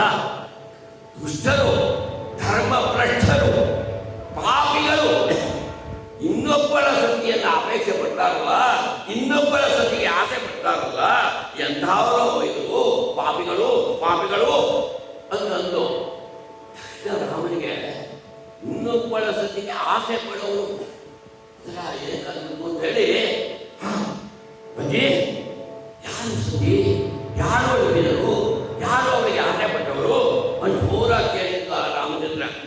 ಆಗ ಮಗು ಹೋಗಪ್ಪ, ಹೋಗು ಹೋಗು, ಭಾಳ ದೊಡ್ಡ ಕಥೆ ಅದು. ಅದು ನಿಧಾನಕ್ಕೆ ನಾನು ಹೇಳಿದ್ದೇನೆ, ನೀವು ಸ್ನಾನ ಮಾಡಿ ಊಟ ಆಮೇಲೆ ಆ ಕಥೆಯನ್ನು ಹೇಳ್ತೇನೆ. ಹೊಲಸು ವಾರ್ತೆಯಂ, ಆ ಹೊಲಸು ವಾರ್ತೆಯನ್ನ, ಆ ಹೊಲಸು ಕಥೆಯನ್ನ ಆಮೇಲೆ ಹೇಳ್ತೇನೆ. ನೀವು ಹೋಗಿ ಸ್ನಾನ ಮಾಡ್ಬನ್ನಿ ಅಂತ. ಅವಳು ಹೇಳ್ತಾ ಇರೋದು ವಾಲಿ, ಸುಗ್ರೀವನ ಪತ್ನಿ ರುಬಿಯನ್ನ ಹೊತ್ಕೊಂಡು ಹೋಗಿರ್ತಕ್ಕಂತಹ ವಾಲಿಯ ಬಗ್ಗೆ ಅವಳು ಹೇಳ್ತಾ ಇರೋದು. ರಾಮನಿಗೆ ಯಾವ ಸತಿ ಯಾಕೆ ಕೇಳುತ್ತಿಲ್ಲ, ಯಾಕೆ ಅಪೇಕ್ಷೆ ಪಟ್ಟ ಅಂತ ಒಂದು ಕ್ಷಣ ಭ್ರಾಂತಿ ಆಯಿತು. ಹೋಗಪ್ಪ ಸ್ನಾನ ಮಾಡ್ಬನ್ನಿ ಅಂದ್ರು. ಸರಿ, ಇಬ್ಬರು ಕೂಡ ಸ್ನಾನಕ್ಕೆ ಹೋದ್ರು. ಶಬರಿ ಅವರ ಪೆಟ್ಟಿಗೆಯನ್ನು ತೆಗೆದು ನೋಡಿದ್ಲು. ಒಳಗಡೆ ಬಿಲ್ಲು, ಬಾಣಗಳು, ಬತ್ತಳಿಕೆ, ನಾರು ಬಡಿ ಅದನ್ನೆಲ್ಲ ನೋಡಿದ್ಲು. ಆಶ್ಚರ್ಯ ತಿನ್ನಲಾದ್ರು. ಅದನ್ನೆಲ್ಲ ಗುರುಸಿದ್ವಿ. ಅದನ್ನೆಲ್ಲ ನೋಡಿ ಇರ್ಬೋದು, ಯಾಕೆ ಇರ್ಬೋದು ಅಂತ ಯೋಚನೆ ಮಾಡಿದ್ರು. ಆದರೂ ಕೂಡ ಯಾವುದೋ ಬಗೆಹರಿಯಲಿಲ್ಲ. ಒಂದು ಸೀರೆನೂ ಅದನ್ನು ನೋಡ್ತಾರೆ, ಆದರೂ ಕೂಡ ಅವರು ಬಗೆಹರಿಯಲಿಲ್ಲ. ಅಷ್ಟರಲ್ಲಿ ಅವರು ಸ್ನಾನ ಮಾಡಿದವರು. ಮುಂಚೆ ಅವರು ಆ ವೇಷದಲ್ಲಿ ಅವರು ನೋಡಿದ್ದು. ಈಗ ಸ್ನಾನ ಮಾಡಿ ಬರ್ತಾ ಇರಬೇಕಾದ್ರೆ ದಿಗ್ಭ್ರಾಂತರಾದರು ಶಬರಿ. ಹಬ್ಬ, ಏನು ರೂಪ, ಏನು ಭವ್ಯವಾಗಿರ್ತಕ್ಕಂಥ ಆ ಪಟ್ಟಸೇನು, ಅವರ ತೇಜಸ್ಸೇನು, ಅವರ ನಡೆ ನುಡಿ ಎಲ್ಲವೂ ಕೂಡ ಏನು ಅದ್ಭುತ. ಇವರು ಸಾಮಾನ್ಯ ಮನುಷ್ಯರೇ ಅಲ್ಲ, ಇವರು ದೇವತೆಗಳಿರಬೇಕು. ಅಥವಾ ದೊರೆ ಮಕ್ಕಳಿರಬೇಕು, ಅಥವಾ ದೊರೆ ಮಕ್ಕಳು ರಾಜಕುಮಾರರಿರಬೇಕು. ಇವರು ಖಂಡಿತವಾಗಿಯೂ ಇವರು ಬೇಡರಲ್ಲ. ನಾನೇನೋ ಮಾಡ್ಕೊಂಡ್ಬಿಟ್ಟೆ. ಯಾವ ರೀತಿ ಹೊಳೆಯಾಗಿರುತ್ತೆ ಚಿನ್ನದ ಆಭರಣ, ಅದನ್ನು ಪುಟಕ್ಕಿಟ್ರೆ ಹೇಗೆ ಹೊಳೆಯುತ್ತೋ, ಫಳಫಳ ಹೊಳೆದು ಶೋಭಾಯಮಾನವಾಗಿರುತ್ತೋ ಹಾಗೆ ಸ್ನಾನ ಮಾಡಿ ಬಂದಿದ್ದಾರೆ. ಆ ರೀತಿಯಾಗಿ ಕಂಗೊಳಿಸ್ತಾ ಇದ್ದಾರೆ ರಾಮ ಲಕ್ಷ್ಮಣರು. ಅದನ್ನೆಲ್ಲ ನೋಡಿಬಿಟ್ಟು ಆದರೂ ಕೂಡ ಸೀತೆ ಇಲ್ವಲ್ಲ, ಸೀತೆ ಜೊತೆ ಇಲ್ವಲ್ಲ, ಹಾಗಾಗಿ ಇವರು ರಾಮನಲ್ಲ, ರಾಮ ಇರ್ಬೋದು ಅಂತ ಅಂದ್ಕೊಳ್ತಾರೆ. ಸೀತೆ ಇಲ್ವಲ್ಲ, ಸೀತೆ ಇದೆ ಮೇಲೆ ಹ್ಯಾಕೆ ರಾಮ ಆಗ್ತಾನೆ ಅಂತ ಅಂದ್ಕೊಂಡ್ಬಿಟ್ಟು ಆಗ ಏನು ಮಾಡಿದ್ರು ಶಿವನೇ? ಸೀತೆಯನುಳಿದು ಬಂದ ನೀತಂ ರಾಮನಲ್ಲ, ಈತಂ ರಾಮನಲ್ಲೆಂದು ತರಿಸಂದು ನಲನಲಿಪ ಸುಳಿದನಿದ ಕುಡಿವಾಳೆಯಂ ಪಾದಿ ಗೀಕು ಚಾಪೆಯ ಮನೆಗಳನ್ನು ಕುಳಿತು ಕೊಡಲಿಕ್ಕಿ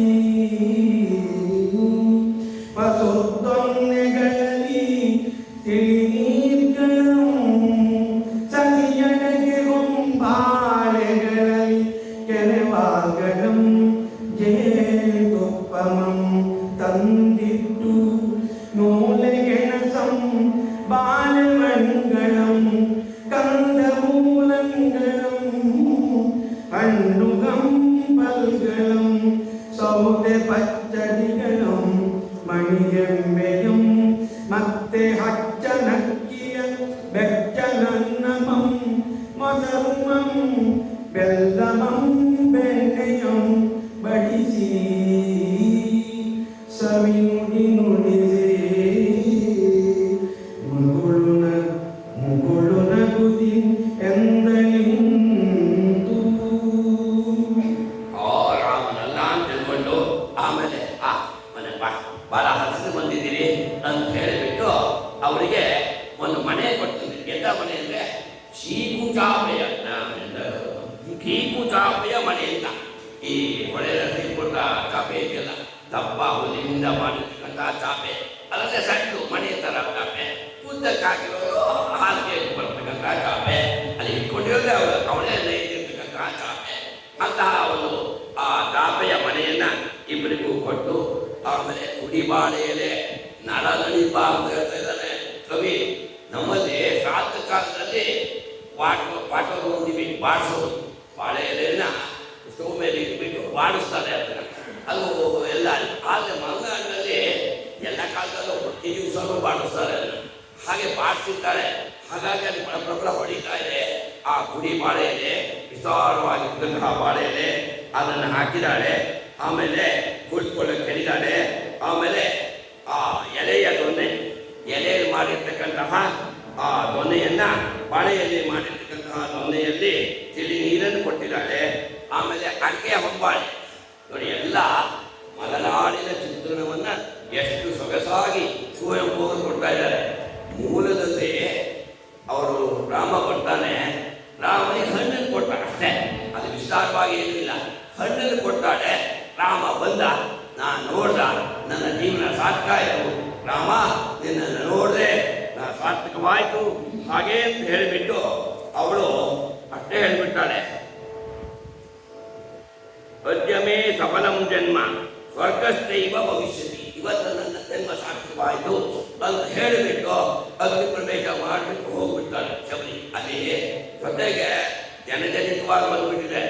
ಅವಳು ರುಚಿ ನೋಡಿಬಿಟ್ಟು ಈ ಹಂತನಾಗಿದೆಯೋ ಈ ಹಂತನಾಗಿದೆಯೋ ನೋಡ್ಬಿಟ್ಟೇನೆ, ಅದು ಮೂಲ ರಾಮಾಯಣದಲ್ಲೂ ಇಲ್ಲ, ಎಲ್ಲೂ ಇಲ್ಲ, ಜನಜನಿತವಾಗಿ ಬಂದಿರ್ತಕ್ಕಂಥದ್ದು.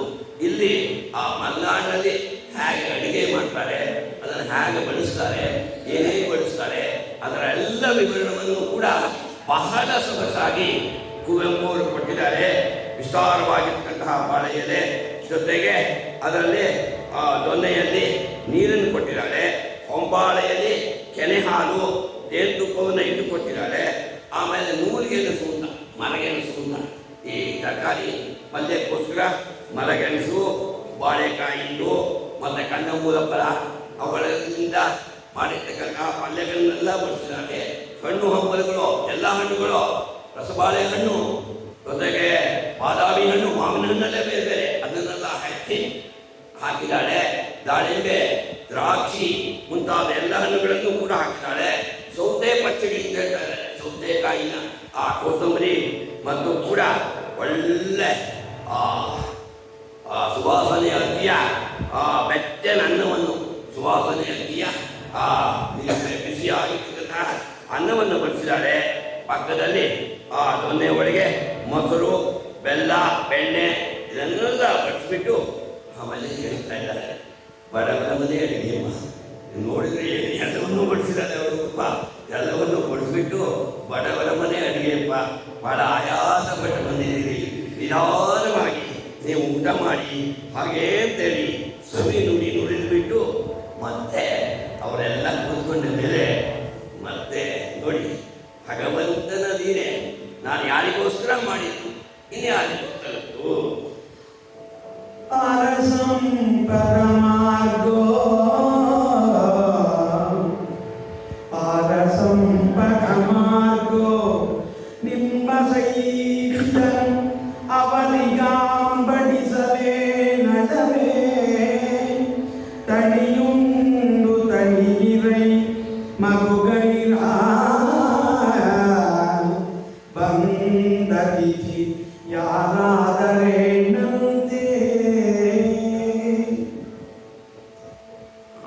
ಆವಾಗ ಅವಳು ಯಾರ ಸಂಪತ್ತೋ ಯಾರಿಗೋ ಮಾಡಿದ್ದು, ಇನ್ಯಾರಿಗೋ ಅದು ಲಭಿಸಿದೆ. ಯಾಕೆಂದ್ರೆ ಈ ಅಡಿಗೆ ಮೇಲೆ ಇವರ ಹೆಸರು ಬರ್ತಿದೆ, ರಾಮಚಂದ್ರನ ಹೆಸರು ಬರ್ತಿಲ್ಲ. ರಾಮಚಂದ್ರನಿಗೋಸ್ಕರ ಮಾಡಿರ್ತಕ್ಕಂಥ ಅಡಿಗೆ ಆದ್ರೆ ಹೆಸರು ಬರ್ತಿರೋದು ಇವರಿಗೆ, ಇವರ ಹೆಸರೇನೋ ಗೊತ್ತಿಲ್ಲ, ಇವರ ಹೆಸರು ಬರ್ತಿದೆ. ರಾಮಚಂದ್ರನ ಅಡಿಗೆ ಇವರಿಗೆ ಸಂದಿದೆ. ಆಯ್ತು, ಯಾರಿಗಾದ್ರೆ ಬಂದಿರ್ತಕ್ಕಂತಹ ಅತಿಥಿ ಸಾಕ್ಷಾತ್ ನಾರಾಯಣನಿಗೆ ಸಮ, ಅವನು ದೇವರಿಗೆ ಸಮ. ಬಂದ ಅತಿಥಿಗೆ ನಾವು ಸಂತೋಷ ಪಡಿಸಬೇಕು ಅಂತ ಹೇಳಿಬಿಟ್ಟು ನಿಧಾನವಾಗಿ ಊಟ ಮಾಡಪ್ಪ, ತನೀರಿ ತನಿಯುಂಡು ತನೀರೈ ಅಂತ ಹೇಳ್ತಾರೆ. ಚೆನ್ನಾಗಿ ಊಟ ಮಾಡಿಬಿಟ್ಟು ನೀವು ಸಂತೋಷ ಪಡಿ. ಮತ್ತು ಕೂಡ ಎಲ್ಲವನ್ನೂ ಬಡಿಸ್ಬಿಟ್ಟಿದ್ದೇನೆ, ನಿಮಗೆ ಏನು ಬೇಕೋ ಅದನ್ನು ಕೇಳಿ ಅಂತ. ಹಿಂದೆ ಅಮೆರಿಕಾದವರು ಬಂದಿದ್ರು, ಅವರು ನೋಡ್ರೆ ಒಂದು ಕೊಟ್ಟಿಗೆ ಇದ್ರು, ಒಬ್ಬ ಇಂಡಿಯನು ಒಬ್ಬ ಅಮೆರಿಕ. ಅಲ್ಲಿ ಮೆನು ಕಾರ್ಡ್ ಕೊಟ್ಟರು. ಅಮೆರಿಕಾದವನು ಹೇಳಿದಂತೆ, ಹಾಗೆ ನಮ್ಮ ಪದ್ಧತಿನ ಹೇಗೆ ಅನುಸರಿಸ್ತಾ ಇದ್ದಾರೆ ಈ 5 ಸ್ಟಾರ್ ಹೋಟೆಲ್ನವರು, ನೋಡಿ ಆ ಮೆನು ಒಳಗೆ ಏನು ಬೇಕೋ ಅದನ್ನು ಕೇಳಿದ್ರೆ ಎಲ್ಲವನ್ನು ಪಟ್ಟಿ ಮಾಡಿಕೊಟ್ಬಿಟ್ಟಾರೆ. ಮೈಸೂರು ಪಾಕ್ ಬೇಕಾ, ಮೈಸೂರು ಪಾಕ್ ಕೇಳಿದ್ದಾರೆ. ಜಾಮೂನ್ ಬೇಕಾ, ಜಾಮೂನ್ ಕೇಳಿದ್ದಾರೆ.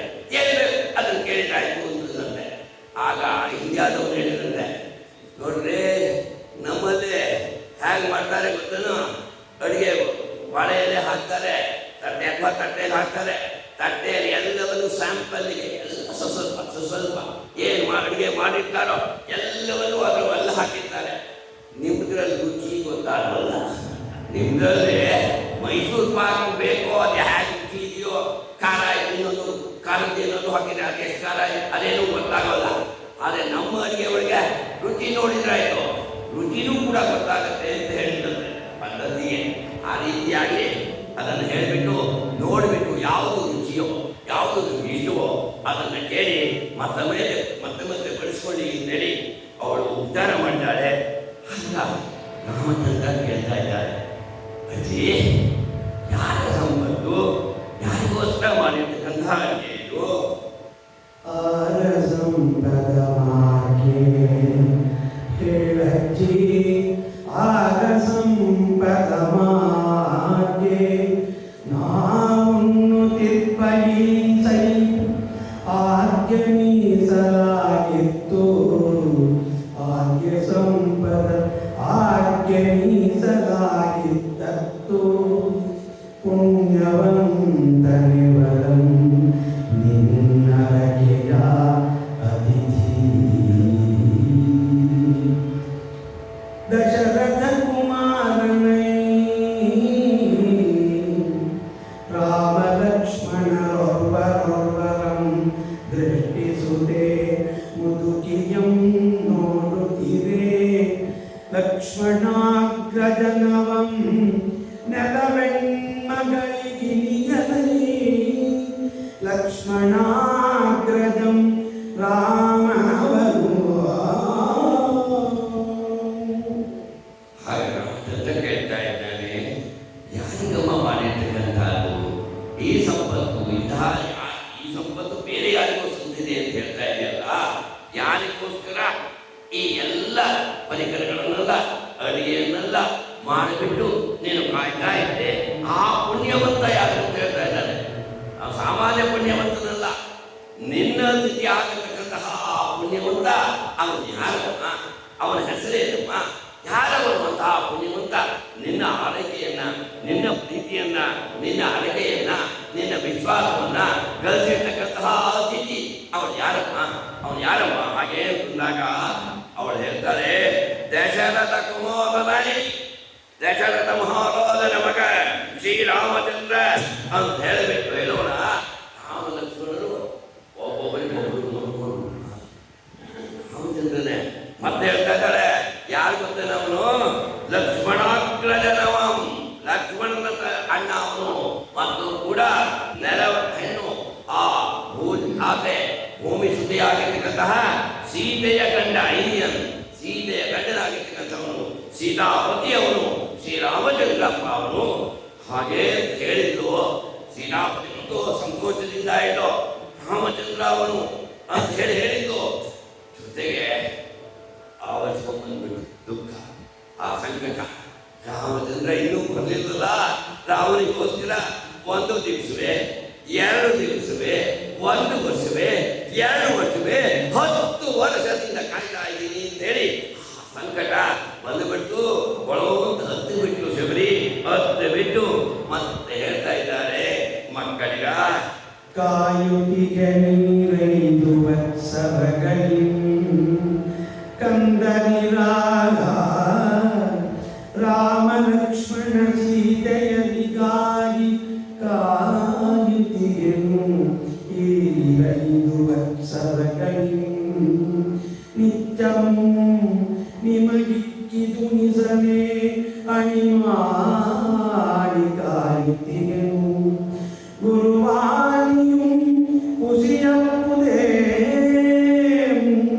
ಗುರುವಾಣಿಯು ಕುಸಿಯಪ್ಪುದೇ ಹೇಳಿದಳು ಮತ್ತೆ ಮಾತಂಗಿ ಮುನಿಮತಂಗನ ಪೇಳ್ದ ರಾಮಾಗಮನ ಪುಣ್ಯಮಂ ವಾರ್ತಾ ಭವಿಷ್ಯಮಂ ಕೇಳಿದಳು ನೀವಾರೋ ಬಡಗರಂದದಿ ತೋರುತ್ತಿರುವಿರಿ ಕುಮಾರನಿರ ಕಂಡಿರೇ ಕೇಳಿರೇ ರಾಮನಲ್ಲಿರಲು ಕುಮಾರನಿರ ಕಂಡಿರೇ ಕೇಳಿರೇ ರಾಮನಲ್ಲಿದನು ರಾಮನಲ್ಲಿದನು ರಾಮನಲ್ಲಿದನು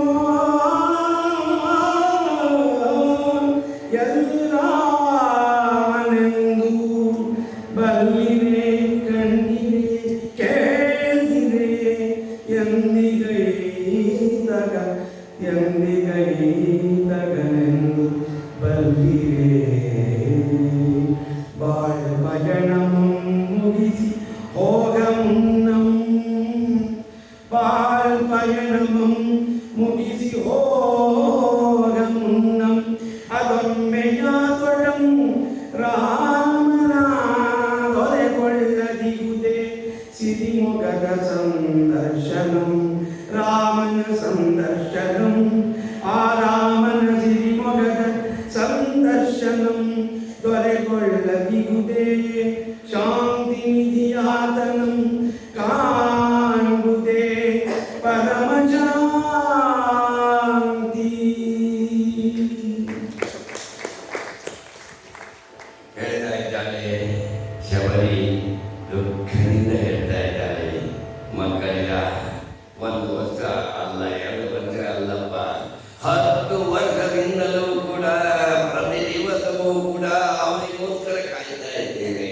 ಪ್ರತಿ ದಿವಸವೂ ಕೂಡ ಅವನಿಗೋಸ್ಕರ ಮನೆ ಅಂಗಳವನ್ನೆಲ್ಲ ಗುಡಿಸಿ ಸಾರಿಸಿ ಸಗಣಿಯನ್ನ ಬಳಸಿ ರಂಗೋಲಿಯನ್ನು ಹಾಕಿ ಅವನನ್ನು ಬರಮಾಡ್ಕೊಳ್ಬೇಕು ಅಂತ ಕಾಯ್ತಾ ಇದ್ದೇನೆ. ಪ್ರತಿ ದಿವಸವೂ ಕೂಡ ಹಣ್ಣು ಹಂಪಲುಗಳನ್ನೆಲ್ಲ ತಂದು ಒಟ್ಟು ಮಾಡಬೇಕು, ಅವನಿಗೆ ಯಾವುದು ರುಚಿಯೋ ಅಂತ ಹಣ್ಣನ್ನು ಕೊಡಬೇಕು ಅಂತ ಕಾಯ್ತಾ ಇದ್ದೇನೆ. ಹಾಗೆಯೇ ಅವನಿಗೆ ಇಷ್ಟವಾಗಿರ್ತಕ್ಕಂತಹ ಅಡಿಗೆಯನ್ನು ಬಡಿಸಬೇಕು ಅಂತೇಳಿ ಎಲ್ಲ ರೀತಿಯ ಅಡಿಗೆಯನ್ನ ಮಾಡಿಬಿಟ್ಟು ಅವನಿಗೋಸ್ಕರ ಕಾಯ್ತಾ ಇದ್ದೇನೆ. ಹಾಗೇ ಅಂತೇಳಿ ಹೇಳ್ತಾ ಇದ್ದಾರೆ. ಆ ರಾಮಾಗಮನ ಎಲ್ಲಿಗೆ ಆಗುತ್ತೋ ಇಲ್ವೋ, ಆಗಲೇ ನನ್ನ ಆ ಬಾಳ ಪಯಣ ಮುಗಿತಾ ಬಂದಿದೆ, ಮುದುಕಿ ಆಗಿರ್ತಾ ಇದ್ದೇನೆ, ಆಗಲೇ ಕಣ್ಣು ಮಂಜು ಆಗ್ತಾ ಇದೆ, ಮಬ್ಬ ಆಗ್ತಾ ಇದೆ, ರಾಮನನ್ನು ಕಾಣ್ತೇನೋ ಇಲ್ಲವೋ, ಹಾಗೇ ಹೋಗ್ಬಿಡ್ತೇನೋ, ಮತಂಗ ಮುನಿಯ ಆ ನನ್ನ ಗುರುವಾಣಿ ಸುಳ್ಳು ಆಗ್ಬಿಡುತ್ತೇನೋ, ಹಾಗೆ ಅಂತ ಹೇಳಿಬಿಟ್ಟು ನಿಮ್ಮನ್ನು ನೋಡಿದರೆ ನೀವು ಉತ್ತರದ ಕಡೆಯಿಂದ ಬಂದವರ ಹಾಗೆ ಕಾಣ್ತೀರಿ. ಹಾಗಾಗಿ ನೀವೆಲ್ಲಾದರೂ ರಾಮನನ್ನು ಕಂಡಿದ್ದೀರಾ, ರಾಮನನ್ನು ನೋಡಿದ್ದೀರಾ, ರಾಮ ಎಲ್ಲಾದ್ರೂ ಈ ಕಡೆ ಬರ್ತಾ ಇರೋದನ್ನ ನೋಡಿದ್ದೀರಾ? ಹಾಗೆ ಅಂತ ಹೇಳ್ತಾ ಆ ರಾಮನನ್ನ ಕಾಣುವುದೇ, ಆ ಸಿರಿಮಗನನ್ನ ನೋಡುವುದೇ, ಆ ಮರ್ಯಾದಾ ಪುರುಷೋತ್ತಮನನ್ನ ದರ್ಶನ ಮಾಡುವುದೇ ಪರಮ ಪುಣ್ಯ, ಪರಮ ಭಾವನ. ಆ ಶಾಂತಿ ನಿಧಿ ಅವನು ಸಾಮಾನ್ಯನಲ್ಲಪ್ಪ, ಶಾಂತಿ ನಿಧಿ. ಆತನನ್ನು ನೋಡಿದರೆ ಪರಮ ಶಾಂತಿ. ನನ್ನ ಪರಮ ಶಾಂತಿಯನ್ನ ಅದನ್ನ ಕಾಣುವುದಕ್ಕೋಸ್ಕರ ಅದನ್ನು ಬಯಸ್ತಾ ಇದ್ದೇನೆ. ಆತನನ್ನು ನೋಡಬೇಕು, ಆ ಪರಮ ಶಾಂತಿಯನ್ನ ಪಡೆಯುವುದಕ್ಕೆ ಉತ್ಸುಕನಾಗಿದ್ದೇನೆ. ಆ ಶಾಂತಿ ನಿಧಿಯನ್ನ ನೀವೆಲ್ಲಾದರೂ ನೋಡಿದ್ದೀರೇನಪ್ಪ ಅಂತ ಹೇಳಿಬಿಟ್ಟು ಆ ಶಬರಿ ಕೇಳೋಣ. ಆಗ ರಾಮ ವ್ಯಂಗ್ಯವಾಗಿ ನಗುತ್ತ, ಏನು ಶಾಂತಿ ನಿಧಿ, ಶಾಂತಿ ನಿಧಿ ಅವನು ಶಾಂತಿ ನಿಧಿಯೇ ಆತಂಗೆ ಶಾಂತಿಯೇ ಇಲ್ಲದೆ ತೊಡಗುದಿಹನಂತೆ. ಶಾಂತಿ ನಿಧಿಯಾತಂಗೆ ಶಾಂತಿ ಇಲ್ಲದೆ ತೊಡಗುದಿಗನಂತೆ. ಮನೆಗೆಟ್ಟು ಹೇರಡವಿ ಮನೆಯಾದನು ಶಾಂತಿ ನಿಧಿಯಂದು ಬರಿದ ಬರಣಿಬೇಕೆ ತಾಯೇ. ಸಾಮಾನ್ಯನು ದೇವಮಾನ್ಯಂಗೆ ಎತ್ತುದಜ್ಜಿ ನಿನ್ನಳ್ಗೂಗೆ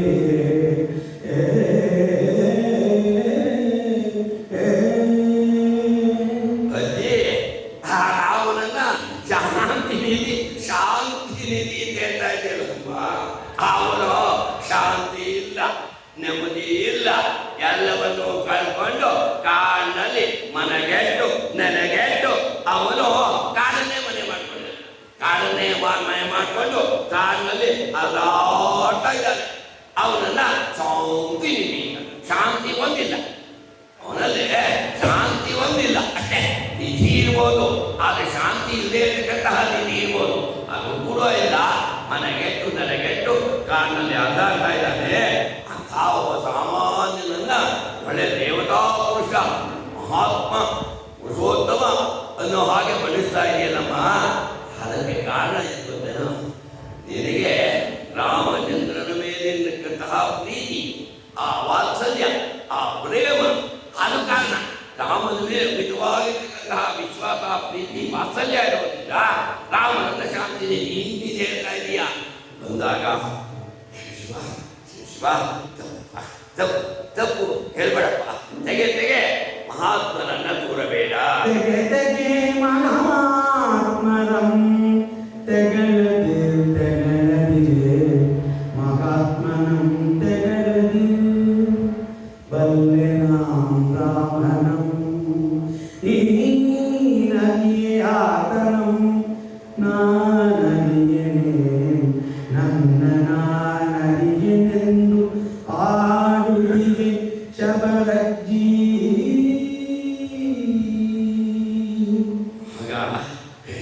ಶಿವ ಶಿವ ಶಿವ ಹೇಳಬಾರದಪ್ಪ ಮಗು ಹಾಗಲ್ಲ ಮಹಾತ್ಮರನ್ನ ದೊಡ್ಡವರನ್ನ ಶ್ರೇಷ್ಠರನ್ನ ಹಾಗಲ್ಲ ಹಣಿಬಾರದಪ್ಪ ತೆಗಳಬಾರದಪ್ಪ ಹಾಗೆ ಅಂತಂದ್ರೆ ಏನು ಆವಾಗ ರಾಮ ಹೇಳ್ತಾ ಇದ್ದಾರೆ ಅವಳು ರಾಮ ಯಾರು ತಿಳ್ಕೊಂಡಿದ್ದೀರಪ್ಪ ರಾಮೋ ವಿಗ್ರಹವಾನ್ ಧರ್ಮ ರಾಮ ಏನು ಸಾಮಾನ್ಯರಲ್ಲಪ್ಪ ಧರ್ಮವೇ ಶರೀರವನ್ನು ಹೊತ್ತು ಬಂದಿರ್ತಕ್ಕಂಥ ರಾಮ ಅಂತಹ ಮಹಾತ್ಮನನ್ನ ಹಣಿಬಾರದಪ್ಪ ಹಾಗೆ ಅಂತಂದ್ರೆ ರಾಮ ಮತ್ತೆ ಹೇಳ್ತಾನೆ ಅಲ್ಲೇ ನಾವು ರಾಮ ನನಗೆ ಗೊತ್ತಿದೆ ಅಂತಂದ್ರೆ ಆವಾಗ ಮತ್ತೆ ಶಬರಿ ಹೇಳ್ತಾನೆ ನಿನಗೆ ಗೊತ್ತಿಲ್ಲ ನಿನಗೆ ಗೊತ್ತಿಲ್ಲ ಗೊತ್ತಿದೆ ಈ ಮಾತನ್ನು ಆಡ್ತಾ ಇರಲಿಲ್ಲ ರಾಮ ಅಂದ್ರೆ ಲೋಕಪ್ರಿಯ ಆ ರಾಮನಿಗೋಸ್ಕರ ಇಡೀ ಪ್ರಜೆಗಳೆಲ್ಲರೂ ಕೂಡ ಇಂತಹ ರಾಮ ಹುಟ್ಟಬೇಕು ಅಂತೇಳಿ ಆಸೆ ಪಟ್ಟರು ತಪಸ್ಸು ಮಾಡಿದ್ರು ಪ್ರಾರ್ಥನೆ ಮಾಡಿದ್ರು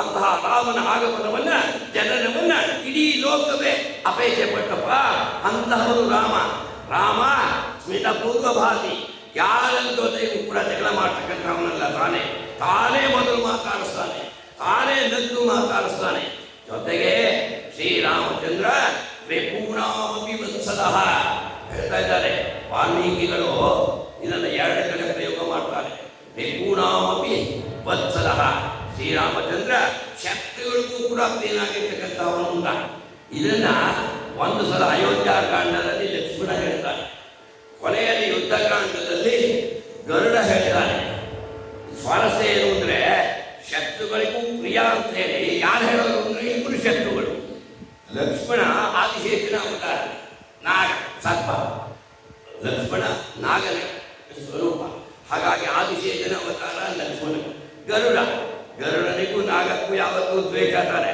ಪರಸ್ಪರ ಶತ್ರುಗಳು ರಾಮನನ್ನು ಹೊಗಳ್ತಾ ಇದ್ದಾರೆ ಅಂದ್ರೆ ರಾಮನ ಗುಣ ಎಂಥ ಅವಳು ಹೇಳ್ತಾ ಇದ್ದಾರೆ ರಾಮನ ಅಂತವನಪ್ಪ ಹಾಗೆ ಅಂತೇಳಿ ನಿನಗೆ ಗೊತ್ತಿಲ್ಲ ಅಂದ್ರೆ ನನಗೆ ಗೊತ್ತಿಲ್ವೇ ನಾನೇ ಗೊತ್ತಿಲ್ವೇ ರಾಮ ಅದನ್ನು ಸ್ವಲ್ಪ ಮೆಲ್ಲಿಗೆ ಹೇಳ್ತಾನೆ ನನಗೆ ಗೊತ್ತಿಲ್ವೇ ನನಗೆ ಗೊತ್ತಿಲ್ಲ ನಾನೇ ರಾಮಚಂದ್ರ ಅನ್ನೋದಕ್ಕೆ ನಾನೇ ಗೊತ್ತಿಲ್ವೇ ಇಲ್ಲ ಶಬರಿಗೆ ಬೆಳಗಾಗ್ತಾರೆ ನೀನು ಹೇಳ್ದ ಅಷ್ಟೊತ್ತಿಗೆ ರಾಮ ತಕ್ಷಣ ತಲೆ ತೆಗೆಸಿ ಊಟ ಮಾಡ್ತಾ ಇದ್ದಾನೆ ರಾಮನ ಕಣ್ಣಿನಿಂದ ಒಂದು ಹನಿ ನೀರು ಕೆಳಗೆ ಬಿತ್ತೋ ಇಲ್ವೋ ಅನ್ನೋ ಹಾಗೆ ಕಾಣಿಸುತ್ತೆ ಶಬರದಿಗೆ ಆದರೂ ಕೂಡ ಗೊತ್ತಾಗೋದಿಲ್ಲ ಕೊನೇ ರಾಮಚಂದ್ರ ಅಂತೇಳಿ ತೀರ್ಮಾನ ಮಾಡ್ಕೊಳ್ಳೋಕ್ಕಾಗಲ್ಲ ಅಷ್ಟೊತ್ತಿಗೆ ಊಟ ಮಾಡ್ತಾರೆ ಆಮೇಲೆ ಇಬ್ಬರು ವಿಶ್ರಾಂತಿ ತಗೊಂಡು ಹೇಳ್ತಾರೆ ಎರಡು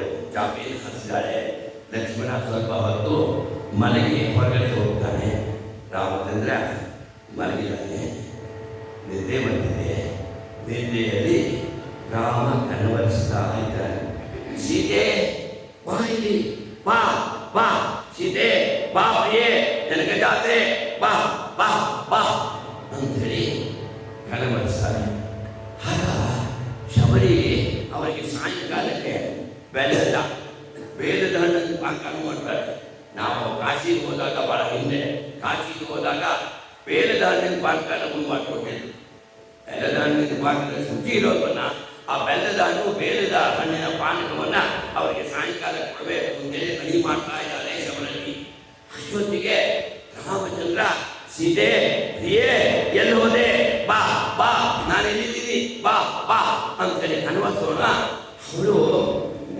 ನೋಡ್ತಾರೆ ರಾಮಚಂದ್ರ ಅನಂತ ಪದ್ಮನಾಭ ಸ್ವಾಮಿ ಮಲಗಿದ ಹಾಗೆ ಮಲಗಿದಾನೆ ಆ ಶ್ರೀಮೂರ್ತಿ ರಾಮನನ್ನ ನೋಡ್ತಾ ಇದ್ದಾನಂತೆ. ಅವಾಗ ಅರ್ಥವಾಗಿದೆ, ಬಂದವರು ರಾಮಚಂದ್ರ ಅಂತ ಗೊತ್ತಾಗ್ತಾ ಇದೆ. ರಾಮನ ಆರೋಪನ, ಆ ಲಾವಣ್ಯವನ್ನ ಕಣ್ತುಂಬ ನೋಡ್ತಾ ಇದ್ದಾರಂತೆ. ರಾಮ ಮಾರ್ಗಕಾಯವಾಗಿ ಕೃಷ್ಣನ ಬಗ್ಗೆ ಅವನು ಉತ್ತರೋತ್ತರ ರಮ್ಯ ಪೂರ್ತಿ ಆಪಾದ ಮಸ್ತಕ, ಬಹಳ ಸುಂದರ ರಾಮಚಂದ್ರ. ತಮ್ಮನ್ನು ಹೇಳ್ತಾರೆ ರಾಮಾಯಣದಲ್ಲಿ, ತಮ್ಮ ರಾಮನನ್ನು ಯಾರೇ ನೋಡಲಿ ಅವರ ಕಣ್ಣು ನೋಡಿದ್ರೆ ಕಣ್ಣನ್ನೇ ನೋಡ್ತಾ ಇರ್ತಾರಂತೆ. ಕಣ್ ಪಾರ್ತ ಕಣ್ಣೇ ಪಾರ್ತ, ಕಾಲ್ ಪಾರ್ತ ಕಾಲೇ ಪಾರ್ತ, ಕೈ ಪಾರ್ತ ಕೈಯೇ ಪಾರ್ತ. ರಾಮನ ಯಾವ ಅಂಗವನ್ನ ನೋಡಿದ್ರು ಕೂಡ ಅಲ್ಲಿಂದ ಕಣ್ಮೇಲೆ ಕಡೆ ಹೋಗೋದೇ ಇರುತ್ತೆ. ಅಂಥದ್ದು ರಾಮನ ತುಂಬ ಅಂತಹ ಭವ್ಯ ಆ ಶ್ರೀ ಮಂಗಳ ಮೂರ್ತಿಯನ್ನ ನೋಡ್ತಾ ಇದ್ದಾಳೆ. ಸಂತೋಷ ಹೆಚ್ಚಿ, ಆನಂದ ಹೆಚ್ಚಿ ಉಬ್ಬುತ್ತಾ ಇದ್ದಾರಂತೆ ಶಬರಿ. ಅಷ್ಟೊತ್ತಿಗೆ ರಾಮನ ಮುಖ ಕೆಂಪಗಾಯಿತು. ಮುಖ ರೋಷ ಕೋಪ ಅವಳಿಂದ ಕೂಡಬಿಟ್ಟು ರಾಮಚಂದ್ರ ನೋಡ್ತಾ ಇದ್ದಾಳೆ. ಏನು ಆಗ್ತಾ ಇದೆ ರಾಮನ ಮುಖದಲ್ಲಿ? ವ್ಯತ್ಯಾಸ ಆಗ್ತಾ ಇದೆ. ಕೋಪ ಜೊತೆಗೆ ಕಣ್ಣು ಮುಚ್ಕೊಂಡಿದ್ದಾಳೆ. ರಾಮಚಂದ್ರ ಮುಚ್ಕೊಂಡಿದ್ದಾನೆ. ಆದರೂ ಕಣ್ಣಿನಿಂದ ಚಳಿಯನ್ನ ಕಾಣಿಸ್ತಾ ಇದ್ದಾನಂತೆ. ಹೇಳ್ತಾ ಇದ್ದಾರಂತೆ ರಾಮಚಂದ್ರ, ನೆಲ್ ನೆಲ್ ರಾಕ್ಷಸವಾದಮ, ನೆಲ್, ಎಲ್ಲಿ ಕರ್ಕೊಂಡು ಹೋಗ್ತಾ ಇದೆಯೋ ನನ್ನ ಸೀತೆಯನ್ನ, ನನ್ನ ಪ್ರಾಣಕಾಂತೆಯನ್ನ? ನಿಲ್ಲೋ, ನಿನ್ನನ್ನು ಕಚ್ಚಿ ಹಾಕ್ತೇನೋ, ನಿನ್ನ ತಲೆಯನ್ನು ತೆಗೀತೇನೋ ಅಂತ ಹೇಳಿಬಿಟ್ಟು ರಾಮಚಂದ್ರ ಹಬ್ಬರಿಸಿಬಿಟ್ಟು ತಕ್ಷಣ ಕೂತ್ಕೊಳ್ತಾನೆ. ಎಚ್ಚರ ಆಗ್ಬಿಡುತ್ತೆ, ಕೂತ್ಕೊಳ್ತಾನೆ. ಗಾಬರಿ ಆಗ್ಬಿಡುತ್ತೆ ಶಬರಿಗೆ. ಸ್ವಲ್ಪ ಹಿಂದಕ್ಕೆ ಸೋತಿರ್ತಾಳೆ. ರಾಮಚಂದ್ರ ಕೂತ್ಕೊಂಡು ಆ ಶಬರತಿಯನ್ನು ನೋಡ್ಬಿಟ್ಟು, ಅಜ್ಜಿ ಕೆಟ್ಟ ಕೆಲಸದ ಕಂಡುಬಿಟ್ಟೆ, ನಿಮ್ಮನ್ನು ಹೆದರಿಸಿಬಿಟ್ಟೆ ಕಾಣುತ್ತೆ, ನನ್ನನ್ನು ಕ್ಷಮಿಸುವ ಅಜ್ಜಿ ಹಾಗೇ ತಂದಾಗ, ಆಗ ಆ ಶಬರತಿ ತಪ್ಪದೆ ರಾಮನನ್ನ ಬಾತಿ ತಪ್ಪಿಕೊಂಡು, ದಮ್ಮಯ್ಯ ಸಾಗಿನ್ನು ಮರೆ ಮಾಡಬೇಡಯ್ಯ, ಓ ನನ್ನ ಕಂದಯ್ಯ ರಾಮಚಂದ್ರಯ್ಯ, ಏನಾಯ್ತಯ್ಯ ನನ್ನ ಮಗಳಿಗೆ? ದೊಪ್ಪನೇ ಮುದುಕಿ ಬೀಳಪ್ಪಿದ ರಾಮನು ದಮ್ಮಯ್ಯ ಸಾಕಿನ್ನು ಮರೆ ಮಾಡಬೇಡಯ್ಯ, ಓ ನನ್ನ ಕಂದಯ್ಯ ರಾಮಚಂದ್ರಯ್ಯ, ಏನಾಯ್ತಯ್ಯ ನನ್ನ ಮಗಳಿಗೆ? ಹೇಳೋ ಹೇಳೋ ಸೀತೆಯಲ್ಲಿಗನೋ, ಎಲ್ಲಿ ಸೀತೆಯಿಗನೋ? ಕೇಡಾಯಿತೇನು ಏನ್ ಕೇಡಾಯಿತು? ಅಯ್ಯಯ್ಯೋ ನನ್ನ ಈ ಪಾಳ್ಗಣ್ಗಳಿಗೆ ಅರಿಯಲಾರದೆ ಹೋದುವೆ. ಅಯ್ಯೋ ನಾನಾಗಲೇ ನಿನ್ನ ತೆರೆದ ಬಿಟಕದೊಳೊಂದು ಸೀರೆಯಂ ಕಂಡೆನು, ಆದೊಡಂ ಅರಿವುದಂತಯ್ಯ ಈ ಮುಪ್ಪು ಬೆಪ್ಪು. ಈ ರೀತಿ ಆ ರಾಮಚಂದ್ರ ಸೀತೆಯನ್ನ ನೆಲಬಿಟ್ಟು ಹೊರವಾಗಿ ಹೋಗೋಣ ಎಚ್ಚರವಾಗಿಬಿಟ್ಟು ಆ ಶಬರಿಗೆ ಅರ್ಥವಾಗುತ್ತೆ, ಬಂದವನು ರಾಮಚಂದ್ರ ಅಂತ ಹೇಳಿಬಿಟ್ಟು ಗಪ್ಪನೆ ರಾಮನನ್ನ ಬೀಳ್ದಪ್ಪಿದಳು. ರಾಮನನ್ನು ಒಪ್ಪಿಕೊಂಡಂತೆ. ದಮ್ಮಯ್ಯ ಸಾಕಿ ಮನೆ ಮಾಡಬೇಕಯ್ಯ. ರಾಮಚಂದ್ರ ಗೊತ್ತಾಯ್ತು, ಏನು ಏನಾಯ್ತಪ್ಪ? ಸೀತೆಯಲ್ಲಿ ಜೊತೆಯಲ್ಲಿ ನೀನು ಬರಲಿಲ್ಲ ಅಂತ ಹೇಳಿಬಿಟ್ಟು ನೀನು ರಾಮಚಂದ್ರ ಅಲ್ಲ ಅಂತ ಭಾವನೆ ಮಾಡ್ಕೊಂಡ್ಬಿಟ್ಟೆ. ನನ್ನ ಮಗಳು ಸೀತೆಗೆ ಏನಾಯ್ತಪ್ಪ? ಎಲ್ಲಿದ್ದಾಳೆ ಅವಳು? ಹಾಗೆ ಏನು ಕೇಳಾಯ್ತು ಅಂತ ಹೇಳಿ ಹೇಳ್ತಾ, ಅಲ್ಲಪ್ಪ ಅರ್ಥವೇ ಆಗಿಲ್ವಲ್ಲ, ನಾನು ಅವತ್ತು ನೋಡಿದೆ ಆ ಪೆಟ್ಟಿಗೆ ಒಳಗೆ ಒಂದು ಸೀರೆ ಕೂಡ ಇತ್ತು, ಅದನ್ನು ಕೂಡ ನನಗೆ ಅರ್ಥವಾಗಿಲ್ಲಪ್ಪ. ಬೆಪ್ಪು ಮುಪ್ಪು ಬೆಪ್ಪು ದಡ್ಡಿ ಅರ್ಧಮಳು ಅಂತ ಹೇಳಿಬಿಟ್ಟು ಆ ಶಬರತಿ ಹೇಳ್ತಾಳೆ, ನನಗೆ ಗೊತ್ತೇ ಆಗಲಿಲ್ಲ ಅಂತ. ನಿಜವಾಗಲೂ ಕೂಡ ಒಂದು ಆಸರೆ ಬೇಕು. ರಾಮನಿಗೆ ಸೀತೆಯನ್ನು ಕಳ್ಕೊಂಡು ಆ ಒಂದು ರೀತಿಯ ಹೇಳಿದಲ್ಲ ಡಿಪ್ರೆಷನ್ಗೆ ಹೋಗ್ಬಿಟ್ಟಿದ್ದ ಅಂತ, ಹಾಗೆ ಒಂದು ರೀತಿಯ ಧೈರ್ಯ, ಏನೋ ಒಂದು ಸಾಂತ್ವನ ಬೇಕು, ಒಂದು ಧೈರ್ಯವನ್ನು ಕೊಡ್ತಕ್ಕಂಥವ್ರು ಬೇಕು, ಒಂದು ಕರುಣೆಯ ಮಾತುಗಳನ್ನು, ಸಮಾಧಾನದ ಮಾತುಗಳನ್ನು ಹೇಳತಕ್ಕಂತಹವರು ಬೇಕು. ಹಾಗೆ ಆ ಒಪ್ಕೊಂಡಾಗ ಆ ಅಜ್ಜಿಯ ಆ ಒಪ್ಪಿಗೆ ರಾಮನಿಗೆ ಹೇಗೆ ಅನ್ನಿಸ್ತು ಅಂತಂದ್ರೆ, ತಾಯ ಒಪ್ಪಿಗೆಯ ತೊಟ್ಟಿಲೋಳ್ ಶಿಶುವಾಗಬೇಕ ರಾಮಚಂದ್ರ. ತಾಯಪ್ಪುಗೆಯ ತೊಟ್ಟಿಲೊಳ್ ಶಿಶುವಾಗುತ್ತ ರಾಮನಿ ನಿರ್ಭಾಗ್ಯನೆಂ ರಾಮನ ಶಬರಜ್ಜಿ ರಾಮನ ಸೀತೆಯನ ಸುರಮೀದಂ ಆಕೆಯಂ ಹುಡುಕಲೆಂದು ಅಲೆಯುತ್ತಿಗೆಣಜ್ಜಿ ಲಕ್ಷ್ಮಣನೊಡನೆ ತೊಡಲಿ ಸೀತೆಯನ್ನು ಹುಡುಕಲೆಂದಲೆಯುತ್ತಿಗೆನು ಅಜ್ಜಿ ಶಬನಿಯ ತೋಳ್ಗಳ ಬಿದ್ದ ತೆರ್ಕೆಯೊಳ್ ಆ ದುಃಖ ಬಿಕ್ಕಿ ಬಿಕ್ಕಳ್ದನು ಅತಿ ದೈನ್ಯದಿ ತಾಯ್ ಮಡಿಲೊಳ್ ಆರಾದೊಡೆ ತಾಂ ಬರೀ ಶಿಶುಗಳಂತೆ. ಆ ತಾಯಿಯ ಒಪ್ಪಿಗೆ ಎನ್ನತಕ್ಕಂತಹ ತೊಟ್ಟಿಲಿನಲ್ಲಿ ರಾಮಚಂದ್ರ ಶಿಶು ಆಗಬಿಟ್ಟ ಅಂತ, ಶಿಶುವೇ ಆಗಬಿಟ್ಟ ಅಂತ. ಆ ಶಬರತಿಯ ಆ ಕಾಯ ಅಥವಾ ಕೈಯ ಒಪ್ಪಿಗೆಯಲ್ಲಿ ಒಂದು ರೀತಿ ತೊಟ್ಟಿಲಿನಲ್ಲಿ ಅವನು ಶಿಶುವಾಗಬಿಟ್ಟ. ಹೇಳ್ತಾ ಇದ್ದಾನೆ ರಾಮಚಂದ್ರ, ನಿರ್ಭಾಗ್ಯ ಹೇಳ್ತಾ ಇದ್ದಾನೆ, ನೋಡು ಈ ರೀತಿ ಆಯಿತು, ನನ್ನ ಸತಿಯನ್ನ ಸೀತೆಯನ್ನ ದುಷ್ಟನಾಗಿರ್ತಕ್ಕಂತಹ ರಾಕ್ಷಸ ಆ ರಾವಣ ನಾವಿಬ್ಬರೂ ಕೂಡ ನಾನು ಮತ್ತು ಲಕ್ಷ್ಮಣ ಯುದ್ಧದ ವೇಳೆಯಲ್ಲಿ ಕಳೆದುಕೊಂಡು ಹೋಗಬಿಟ್ಟ. ಅಂತಹ ಸೀತೆಯನ್ನ ಆ ಪ್ರಾಣಕಾಂತೆಯನ್ನ ನಾನು ಕಳೆದುಕೊಂಡು ಬಿಟ್ಟೆ, ಇನ್ನೂ ನಾನು ಜೀವದಿಂದ ಇದ್ದೀನಲ್ಲ, ಅಲ್ಲಿ ಏನ್ ಹೇಳಿ ಅಂತ. ರಾಮಚಂದ್ರ ಹಾರೋ ನಾರೋ ವಿನಃ, ರಾಮಚಂದ್ರ ಹೇಳ್ತಾರೆ, ನಾನು ಹಾರ ಹಾಕೊಳ್ತಿರ್ಲಿಲ್ಲ. ಯಾಕೆಂದ್ರೆ ಆ ಹಾರ ನನಗೂ ಸೀತೆಗೂ ತಡೆ ಒಡ್ಡು ಮಾಡೋದು, ಏಕ ಮಾಡೋದಿಲ್ಲ, ತಡೆ ಅಡ್ಡ ಮಾಡಬಿಡುತ್ತೆ ಅಂತ ಹೇಳ್ಬಿಟ್ಟು ಹಾರವನ್ನೇ ಹಾಕೊಳ್ತಾ ಇರಲಿಲ್ಲ. ಆದರೆ ಈಗ ನನಗೂ ಸೀತೆಗೂ ಮಧ್ಯೆ ನದಿ ಇದೆ, ಪರ್ವತ ಇದೆ, ಗುಡ್ಡ ಇದೆ, ಸಮುದ್ರ ಇದೆ, ಇದನ್ನೇ ಹಾಗೆ ನಾನು ಸಹಿಸಿಕೊಳ್ಳಿ ಅಂತ ಹೇಳ್ತಿದ್ದಾರೆ ರಾಮಚಂದ್ರ. ಇದನ್ನು ಸಹಿಸಿಕೊಳ್ಳೋದು ಹಾಗೆ. ಅಂತಹ ಸೀತೆಯನ್ನ, ಅಂತಹ ಪ್ರಾಣಕಾಂತೆಯನ್ನ ಕಳೆದುಕೊಂಡು ಬಿಟ್ಟು ನಾನು ಇನ್ನೂ ಜೀವಿಸ್ತಾ ಇದ್ದೀನಲ್ಲ, ಬದುಕಿದ್ದೀನಲ್ಲ ಅಜ್ಜಿ ಅಂತ ಹೇಳಿಬಿಟ್ಟು ಹೇಳ್ತಾ ಅವಳನ್ನ ಅರಸ್ತಾ ಅವಳನ್ನು ಹುಡುಕ್ತಾ ನಾವೆಲ್ಲ ಕಾಡಿನಲ್ಲಿ ಅದಾಡ್ತಾ ಬರ್ತಾ ಇದ್ದೀವಿ ಅಂತ ಹೇಳಿ ಬಿಕ್ಕಿ ಬಿಕ್ಕಿ ಅಂತ ಬಿಟ್ಟಂತೆ. ಬಿಕ್ಕಿ ಬಿಕ್ಕಿ ಅಂತ ಆ ತಾಯಿ ಮಣ್ಣಿನಲ್ಲಿ ಯಾರಾದೊಡೆ ಮರ್ಯಾದಾ ಪುರುಷೋತ್ತಮ ಇರ್ಬೋದು ರಾಮಚಂದ್ರ, ಆದರೂ ಕೂಡ ತಾಯಿ ಮಡಿಲು ಆ ಶಬರಗಿ ತಾಯಿ ಹಾಗೆ ಇದ್ದಾಳೆ, ಅವಳ ಮಡಿಲಿನಲ್ಲಿ ಶಿಶುವಾಗುತ್ತ ತಾಂಬರಿ ಶಿಶುಗಳಂತೆ ಇಲ್ಲ. ತಾಯಿ ಮಡಿಲಿನಲ್ಲಿ ಮಕ್ಕಳು ಶಿಶುಗಳಾಗ್ತಾರೆ. ಅದೇ ರೀತಿ ತಂದೆ ತಾಯಿಗಳಿಗೆ ಮಕ್ಕಳು ಎಷ್ಟು ದೊಡ್ಡವರಾದರೂ ಶಿಶುಗಳೇ, ಮಕ್ಕಳೇ. ನಮ್ಮೂರಲ್ಲಿ ಕೇಶವಾವಧಾನಿಗಳು ಗೊತ್ತಿದ್ರು, ನಮ್ಮ ರವಿಯವರ ಅಜ್ಜ. ಅವರು ನಮ್ಮ ದೊಡ್ಡ ಮಗನಿಗೆ ಸಂತು ಅವರ ವೆಂಕಟೇಶ್ ಅಂತ ಅವರನ್ನ ದೊಡ್ಡ ಮಗು ಕರೀತಾರೆ.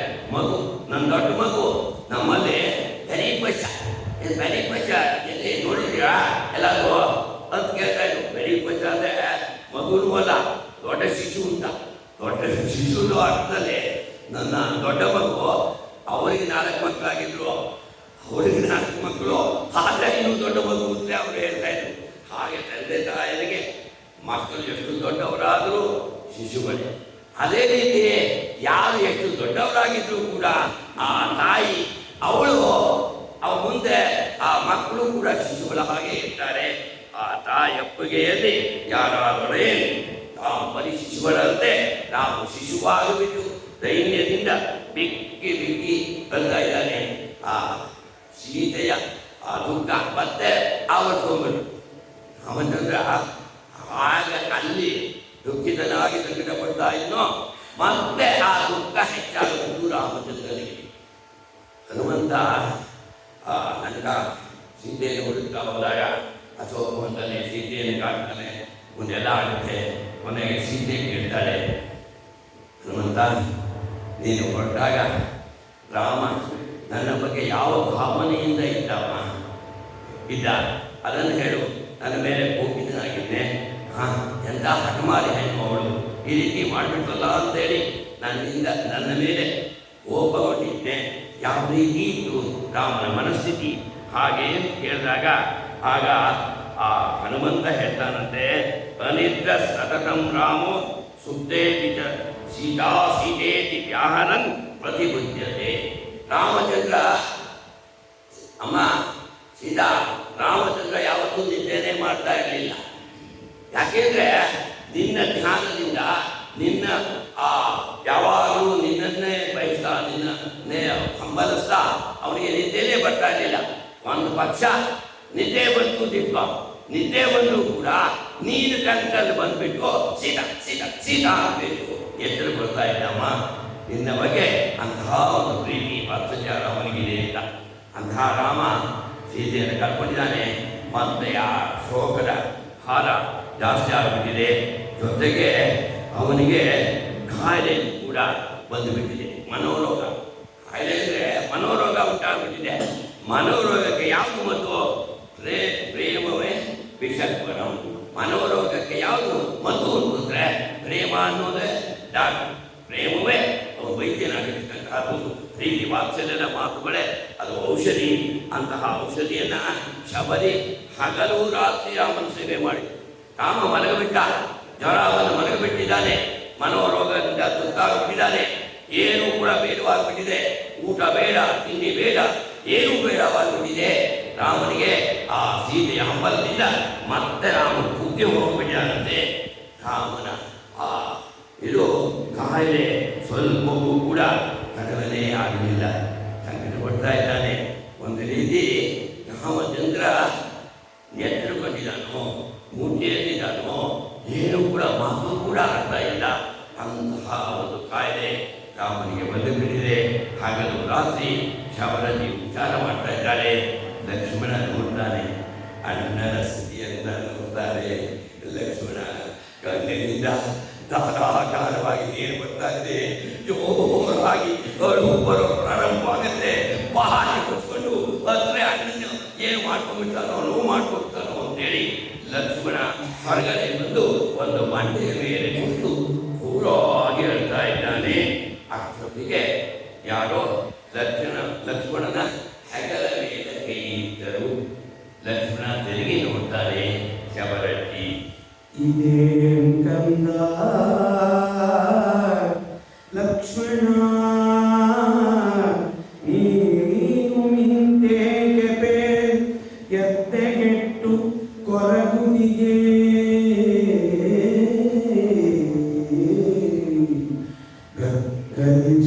ಗರ್ಗರಿಸುತ್ತಿಂದೆಂದಂ ಸುಮಿತ್ರಾತ್ಮಜಂ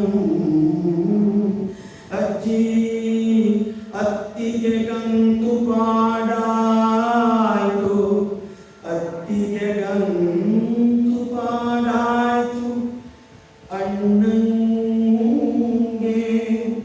ಅಣ್ಣಂಗೆ ಅಣ್ಣನು ಅಣ್ಣನು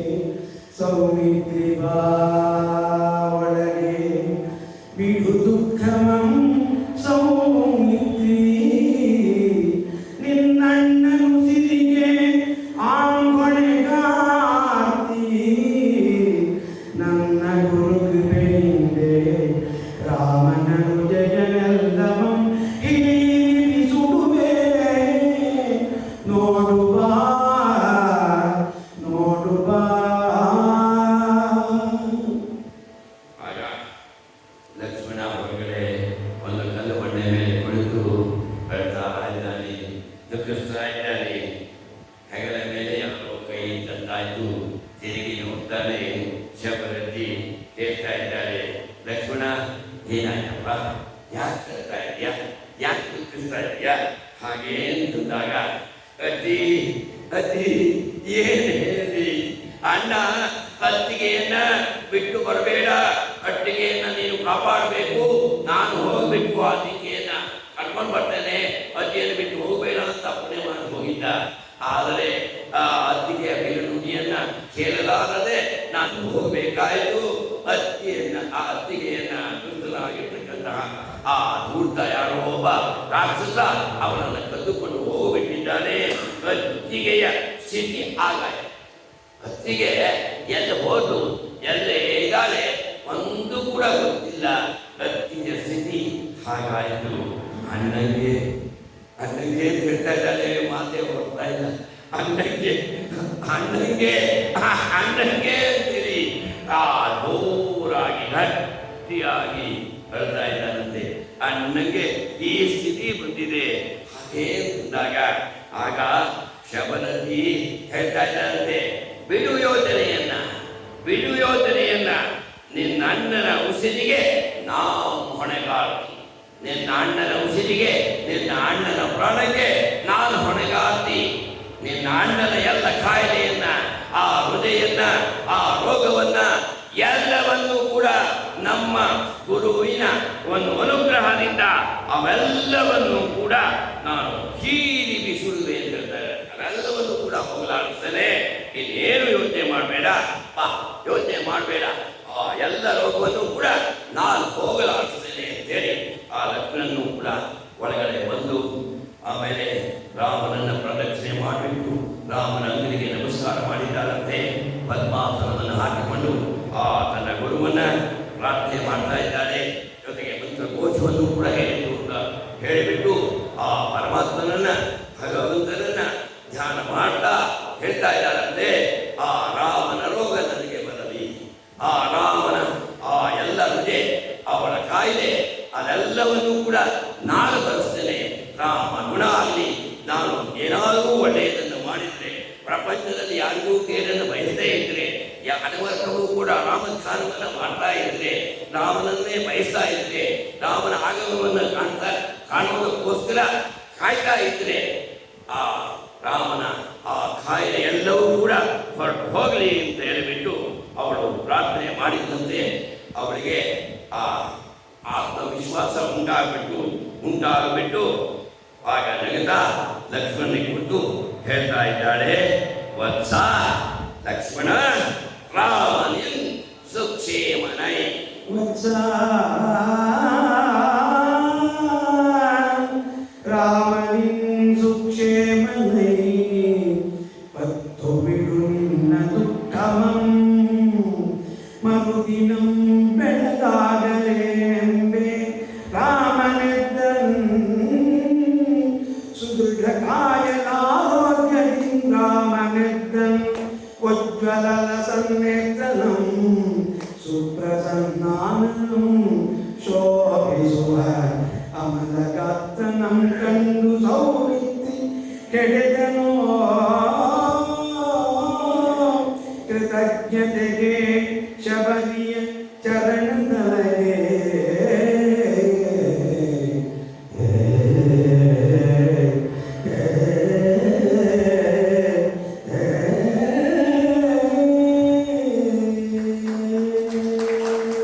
ಲಕ್ಷ್ಮಣ, ಬೇಡು ಚಿಂತೆಯನ್ನ, ದುಃಖವನ್ನ ಸುತ್ತಿಟ್ಬಿಡು, ಬಿಟ್ಬಿಡು. ಇನ್ನು ದುಃಖ ಮಾಡುವುದಕ್ಕೆ ಕಾರಣವೇ ಇಲ್ಲ. ಇನ್ನು ರಾಮಚಂದ್ರ ಸುಕ್ಷೇಮನೈ, ಇನ್ನು ಗುಣವಾಗ್ರೆ ರಾಮನಿಗೆ ಇನ್ನೇನು ಯೋಚನೆ ಮಾಡಬೇಡ ಅಂತ ಹೇಳಿಬಿಟ್ಟು ಅವಳಿಗೆ ಸಮಾಧಾನವನ್ನ ಮಾಡಿದಾಳೆ ಆ ಶಬರಿ. ಮರುದಿನ ಏನು ಹೇಳೋಣ, ಆಶ್ಚರ್ಯ, ಪವಾಡ ನಡೆದು ಬಿಟ್ಟಿದೆ. ಪವಾಡ ನಡೆದು ಬಿಟ್ಟು ಆ ರಾಮಚಂದ್ರ ಬೆಳಗಾಗುವುದರೊಳಗೆ ರಾಮ ಎದ್ದು ಕೂತ್ಬಿಟ್ಟ. ಎದ್ದೇಳಿಲ್ಲ ರಾಮ, ಎದ್ದು ಕೂತಿದ್ದಾನೆ. ಸುರಡ ಕಾಯಲಾಗಿದ್ದಾನೆ, ಆರೋಗ್ಯದಿಂದ ಕೂಡಿದ್ದಾನೆ. ಒಳ್ಳೆ ಉಜ್ವಲ ನೇತ್ರ, ಆ ಕಣ್ಣಿನಲ್ಲಿ ಹೊಳಪು ಕಾಣ್ತಾ ಇದೆ, ಕಾಂತಿ ಕಾಣ್ತಾ ಇದೆ. ಮತ್ತು ಕೂಡ ಅವನು ಅವನ ತೇಜಸ್ಸಿನಿಂದ ಕೂಡಿದ್ದಾನೆ, ವರ್ಚಸ್ಸಿನಿಂದ ಕೂಡಿದ್ದಾನೆ, ಸುಪ್ರಸನ್ನನಾಗಿದ್ದಾನಂತೆ. ರಾಮಚಂದ್ರ ನೋಡಿ ಏನು ಹೇಳಬೇಕು, ನೆನ್ನೆ ದಿವಸ ರಾತ್ರಿ ರಾಮಚಂದ್ರ ಉಳಿತಾನೋ ಹೋಗೇ ಬಿಡ್ತಾನೋ ಅನ್ನೋ ಸ್ಥಿತಿಯಲ್ಲಿ ರಾಮಚಂದ್ರ ಇದ್ದ. ಆಗ ಇವತ್ತು ಎದ್ದು ಕೂತಿದ್ದಾನೆ, ಸುಂದರ ಕಾಯನಾಗಿದ್ದಾನೆ, ಒಳ್ಳೆ ಕೂಡಿಬಿಟ್ಟು ಒಳ್ಳೆ ಮುಖಕಮಲದಿಂದ ಕೂಡಿದವನಾಗಿಬಿಟ್ಟು ರಾಮಚಂದ್ರ ಗುಣಶಾಲಿಯಾಗಿದ್ದಾನೆ. ಅವನೆಲ್ಲ ರೋಗಗಳೆಲ್ಲವೂ ಕೂಡ ಬಗೆಹರಿದಿದೆ. ಅದನ್ನು ನೋಡಿಬಿಟ್ಟು ಲಕ್ಷ್ಮಣನಿಗೆ ಬಹಳ ಸಂತೋಷ ಉಂಟಾಗಿಬಿಟ್ಟು ಆ ಶಬರತಿಯ ಕಾಲ ಮೇಲೆ ಕಪ್ಪನೆ ಬೆಲ್ಲಿಬಿಟ್ಟಂತೆ ನಮಸ್ಕಾರ ಮಾಡಿದ್ದು. ಆಮೇಲೆ ಏನಾಯ್ತು, ಬರಮಾಡ್ಕೊಂಡ್ಬಿಟ್ಟಿದ್ದಾಳೆ ಶಬರತಿ. ರಾಮನ ಕಾಯಿಲೆಯನ್ನು ತಾನು ತೆಗೆದುಕೊಂಡಿದ್ದಾಳೆ. ರಾಮ ಗುಣವಂತನಾಗಿದ್ದಾನೆ, ರಾಮನ ಕಾಯಿಲೆಲ್ಲ ಹೊರಟು ಹೋಗಿದೆ, ಅವನು ಗುಣಶಾಲಿ ಆಗ್ಬಿಟ್ಟ. ರಾಮನ ಕಾಯಿಲೆಲ್ಲ ಹೊರಟೋಯ್ತು. ಆದರೆ ಶಬರತಿ ಹಾಸಿಗೆ ಹಿಡಿದರು. ಆ ಶಬರತಿಯ ಉಪಚಾರವನ್ನು ರಾಮಚಂದ್ರ ಮಾಡ್ತಾ ಇದ್ದಾನೆ.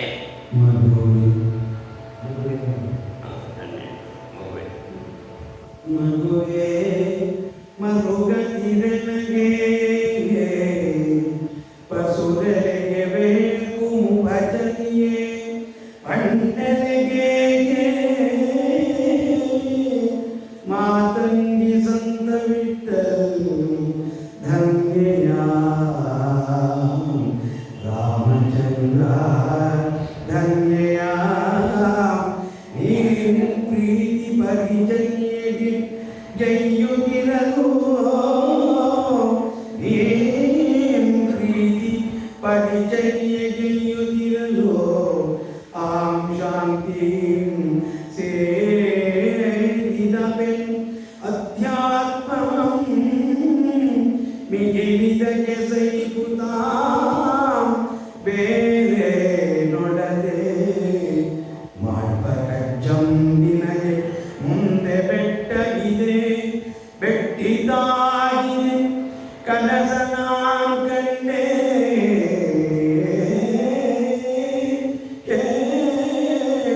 ವಿದ್ವೇಷ ನವರಜನ ದಶಕಂಠ ರಾವಣನ ಲಂಕೆಯುದ್ಯಾನದೊಳ್ ಸೀದೆ ಸೊರಗಿದ್ದಳೈ ಮರುಗಿದ್ದಳೈ ಕಂದ ನಿನಗಂದು ಮಾಡ್ತೆನಾ ನಿನ್ನಂತೆ ಮನೆ ಮಡದಿ ನೆಟ್ಟು ಕೆಳೆಯರು ಬೆರಸಿ ಕಾಡು ಬಾಲಾದನಂ ಸುಗ್ರೀವನಂ ನೋಡು ಸುಗ್ರೀವನಂ ನೋಡು.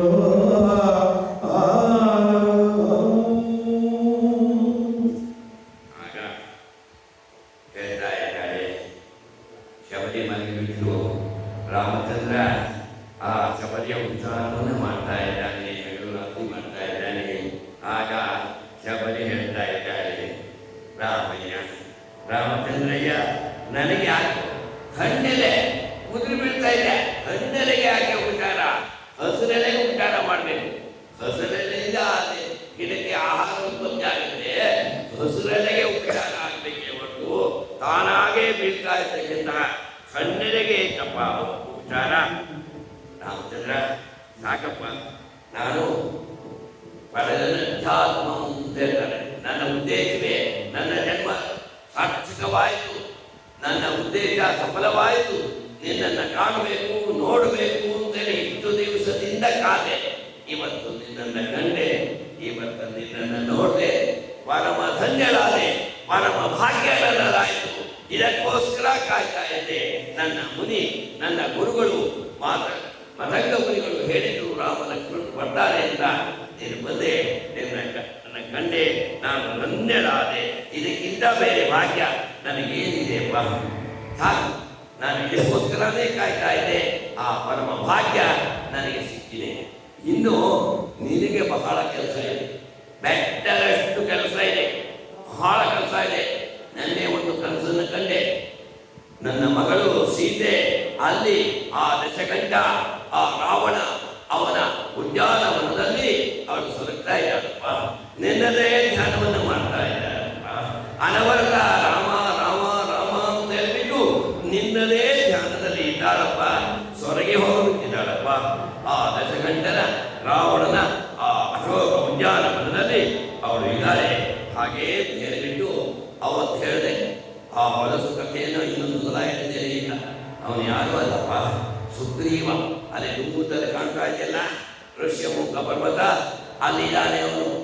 ಆ ಸುಗ್ರೀವ ಅವನ ಅಣ್ಣ ವಾಲಿ, ಅವನ ಹೆಂಡತಿಯನ್ನೇ ಬಲವಂತವಾಗಿ ರಾವಣ ಕದ್ಕೊಂಡು ಹೋದ, ಇವನು ಬಲವಂತವಾಗಿ ಎಳ್ಕೊಂಡು ಹೋದ. ಆ ವಾಲಿಯ ಭಯದಿಂದ ಅವನು ಆ ಋಷಮುಖ ಪರ್ವತಕ್ಕೆ ಬರೋ ಹಾಗಿಲ್ಲ. ವಾಲಿ ಅವನಿಗೆ ಶಾಪ, ಆ ಮತಂಗ ಮುನಿಗಳ ಶಾಪ ಅವನಿಗೆ ಇದೆ. ಅಲ್ಲಿ ಬಂದರೆ ಅವನ ತಲೆ ಹೋಳಾಗುತ್ತೆ. ಹಾಗಾಗಿ ಅವನು ಬರೋ ಹಾಗಿಲ್ಲ, ವಾಲಿ ಬರೋ ಹಾಗಿಲ್ಲ ಅಂತೇಳಿ ಅಲ್ಲಿ ಸುಗ್ರೀವ ಇದ್ದಾನೆ. ನೀನು ಸುಗ್ರೀವನನ್ನು ನೋಡು, ಅವನ ಜೊತೆ ಸಖ್ಯವನ್ನು ಮಾಡು. ದುಃಖಿಗೆ ನೆರೆ ದುಃಖಿ ಯಾರು ಸಹಾಯಕರು ಅಂದರೆ ದುಃಖಿಗೆ ನೀವಿಬ್ಬರು ಕೂಡ ಸಮಾನ ದುಃಖಿಗಳಾಗಿದ್ದೀರಿ.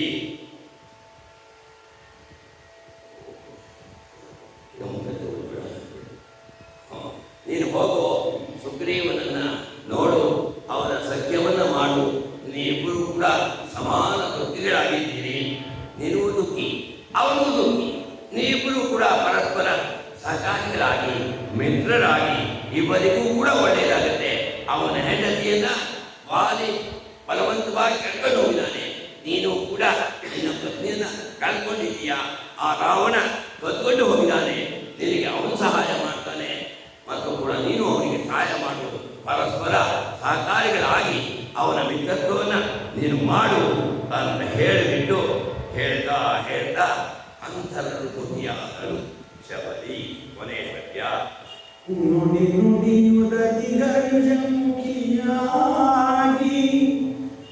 ಸೌಮಿತ್ರಿ ರಾಮನಂ ಸುಖ ಬಾಷ್ಪನೇತ್ರದಿ ನೋಡುತ್ತೆ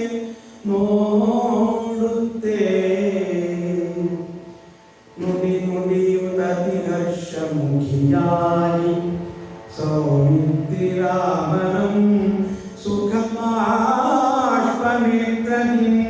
ನೋಡುತ್ತೆ ಕಣ್ಮುಚ್ಚಿದಳು ಆ ಅಮರ ಸನ್ಮಾನ್ಯೆ ದೇವ ಸೀತಾನಾಥ ದಿವ್ಯಾಶು ತೀರ್ಥ ಜಲ ಸಂಸ್ನಾತೆ ಸೀತಾನಾಥ ದಿವ್ಯಾಶು ತೀರ್ಥ ಜಲ ಸಂಸ್ನಾತೆ ಸಂಪೂದೆ ಮೇ ಶಿವ ಕಡೇವರಿ ಧನ್ಯೇ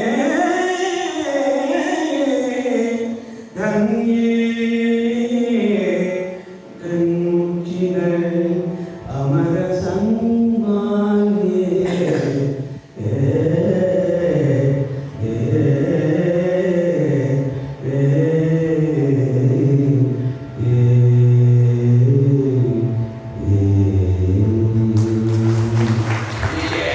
ಶಬರಿ ಸುಗ್ರೀವನ ಸಖ್ಯ ಮಾಡು, ನಿನ್ನ ಇಚ್ಛೆಯು ಪೂರ್ಣಗೊಳ್ಳುತ್ತೆ, ಅವನ ಇಷ್ಟವೂ ನೆರವೇರುತ್ತೆ ಅಂತ ಹೇಳ್ತಾ ಆ ಸುಭಾಷಿಪನೇಂದ್ರಂತೆ ಆನಂದಾಶ್ರುಗಳನ್ನು ಸೂಚಿಸ್ತಾ ಇದ್ದಾರೆ.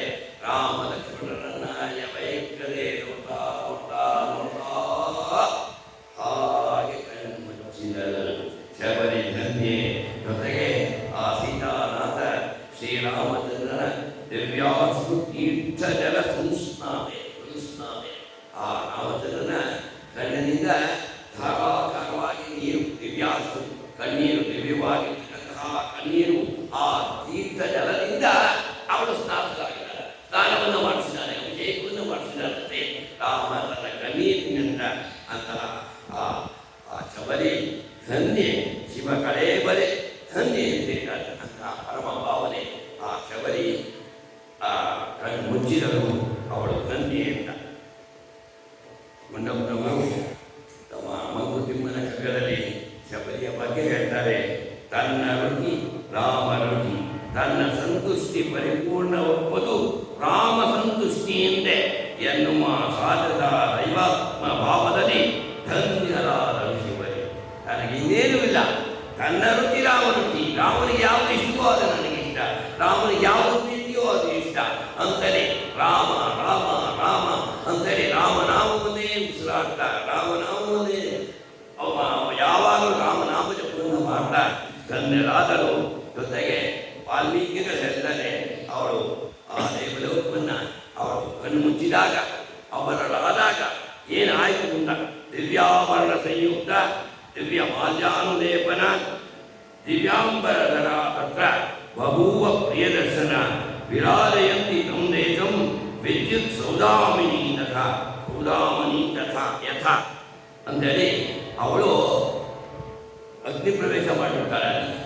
ಇಲ್ಲಿ ನಮ್ಮ ಕುವೆಂಪು ಅವರು ಕಣ್ಣು ಮುಚ್ಚಿದಳು, ಅಮರರಾದಳು, ತಂದೆ ಶಬರಿ ಅಂತ ಹೇಳ್ತಾರೆ. ಅಲ್ಲಿ ವಾಲ್ಮೀಕಿಗಳು ರಾಮನನ್ನು ಕಂಡು ಕಣ್ಣನ್ನು ಕೊಟ್ಟು ನನ್ನ ಜೀವನ ಸಾರ್ಥಕವಾಯಿತು, ಸಫಲವಾಯಿತು ಅಂತೇಳಿ ಅಗ್ನಿ ಪ್ರವೇಶ ಮಾಡ್ತಾರೆ ಶಬರಿ.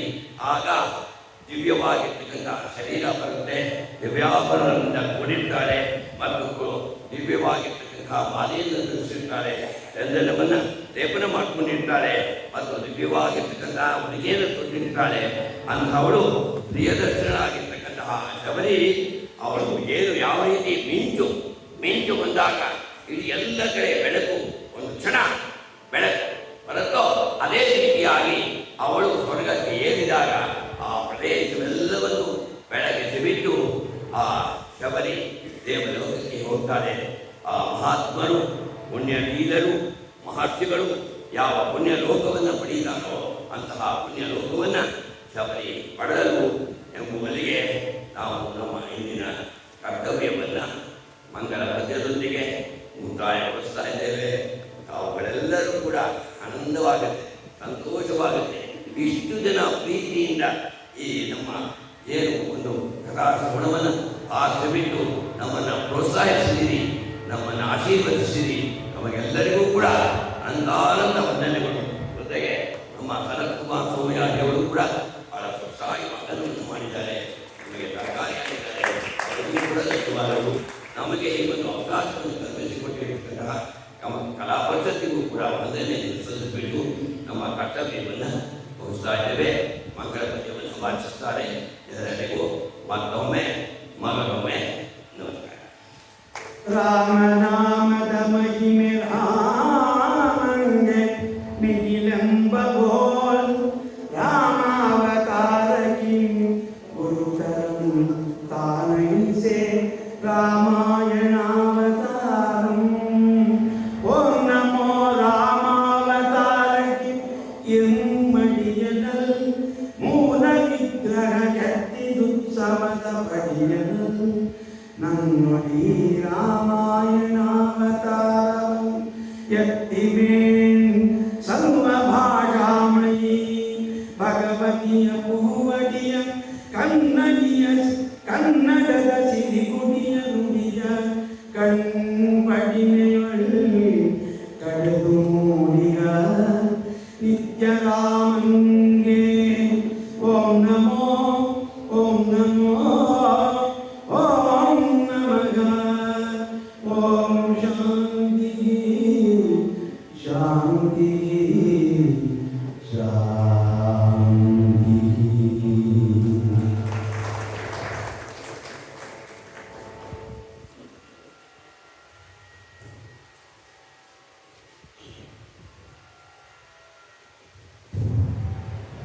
ಬಂಧುಗಳೇ, ಈ ವರ್ಷದ ಸಪ್ತಾಹದ 3ನೇ ದಿನದ ಕಾರ್ಯಕ್ರಮ ತುಂಬ ಸೊಗಸಾಗಿ ಮೂಡಿಬಂದಿದೆ.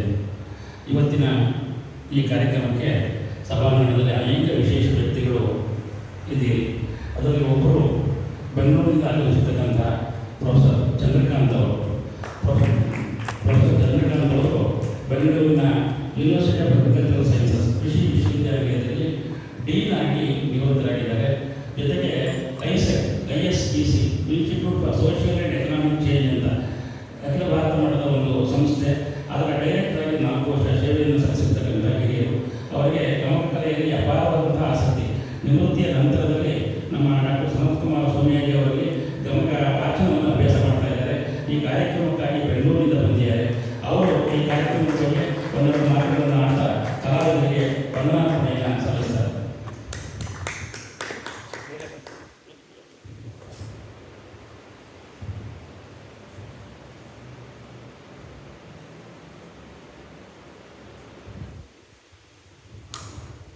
ಇಲ್ಲಿ ನೆರೆದಿರುವ ಎಲ್ಲ ಗಣಪತಿಗಳು ಸರಸ್ವತಿಗಳು ನಮಸ್ಕಾರ. ಇಲ್ಲಿ ಇವತ್ತು ಭಗವಂತ ಪ್ರೇರಣೆಯಾಗಿದ್ದು ಈ ಮುಖ ಸಪ್ತಾಹ ಕಾರ್ಯಕ್ರಮ ಅಂದರೆ ಗುರುಗಳು ಕಳಿಸಿದ್ರು. ಅದು ನೋಡ್ಬಿಟ್ಟು ಇವತ್ತು ನಮ್ಮ ಶಬರಿ ಬಗ್ಗೆ ನಮಗೂ ತುಂಬ ಗೊತ್ತಿರಲಿಲ್ಲ. ಇಂದು ಭಾಳ ವಿಷಯ ಗೊತ್ತಿದ್ರು. ಎಲ್ಲವನ್ನೂ ಹೇಳಲಿಕ್ಕೆ ಭಾಳ ಒಳ್ಳೆಯದು. ಆದರೆ ಕವಿ ಕಾಣೋದನ್ನು ಕವಿ ಕಾಣ್ತಾನೆ, ಆದರೆ ಕವಿ ಕಾಣೋದನ್ನು ಗಮಕಿ ಕಾಣ್ತಾರೆ ಅಂತ ಅನಿಸ್ತದೆ. ಯಾಕಂದರೆ ಎಷ್ಟೋ ವಿಷಯಗಳು ಗಮಕಿಗಳು ವ್ಯಾಖ್ಯಾನ ಭಾಷಾಂತರ ಗೊತ್ತಾಗುತ್ತೆ. ಇಲ್ಲಿ ಅಂದರೆ ಪಿನಕಲ್ ಎಲ್ಲ ಬ್ಯಾಟಲ್ಲಿ ಭಾಳ ಪಿನಕಲ್ ಆಗೋದು. ಮಾಯಮಾನದಲ್ಲಿ ಶಬರಿ ಕೇಳ್ತಾರೆ, ಎಲ್ಲಿದ್ದಾನೆ ರಾಮ ಅಂತ ಕೇಳ್ತಾರೆ. ಮತ್ತು ವಸಂತ ಬಯಲಿನಲ್ಲಿ ಅಷ್ಟೇ, ವಸಂತ ಬಯಲಿನಲ್ಲಿ ಅವನು ರಾಮ ಕೇಳ್ತಾನೆ, ಶಾಂತಿ ನಿಧಿನ ಅಂತ ಕೇಳ್ತಾರೆ.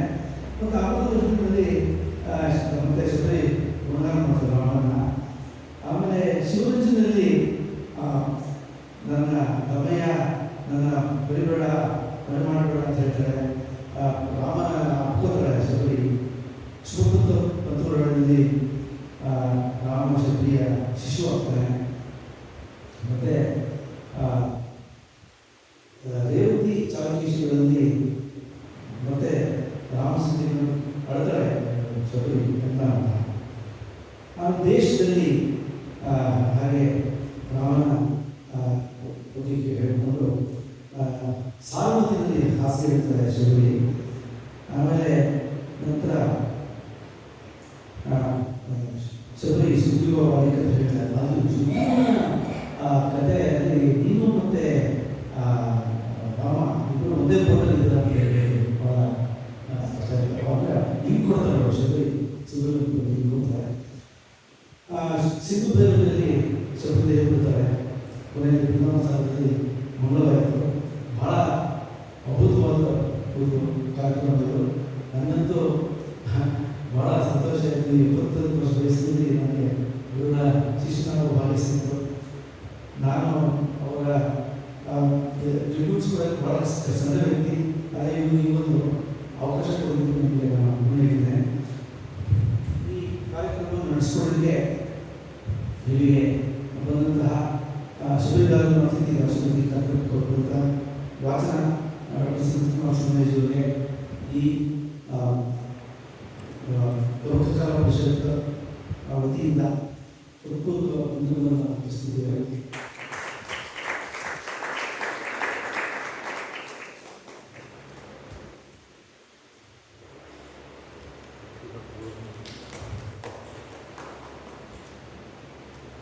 ಹಾಗೂ ವ್ಯಾಖ್ಯಾನ ಮಾಡಿದ ವಿದ್ವಾನ್ ಎಚ್ ಎಸ್ ಗೋಪಾಲ್ ಅವರು ಕೂಡ ಸಂಸ್ಥೆಯಿಂದ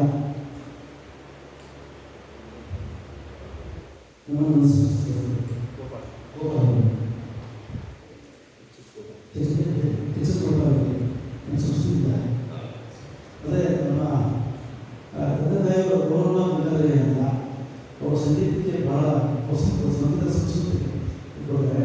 ಅವರ ಹೆಸರಿನಲ್ಲಿ ಈವರೆಗೂ ನನ್ನ ಅಲ್ಪ ಕಾಣಿಕೆ ನಾನು ಕಳಿಸ್ತೀನಿ. ಇದು ಕಾಣಿಕೆ ಹೇಳೋದು ಕಳಿಸ್ತೀನಿ ಅಂತ ನಿಮ್ಮ ಅನುಮತಿಯಿಂದ ಎಲ್ಲರೂ ಒಳ್ಳೆಯದಾಗಿ ನಮಸ್ಕಾರ.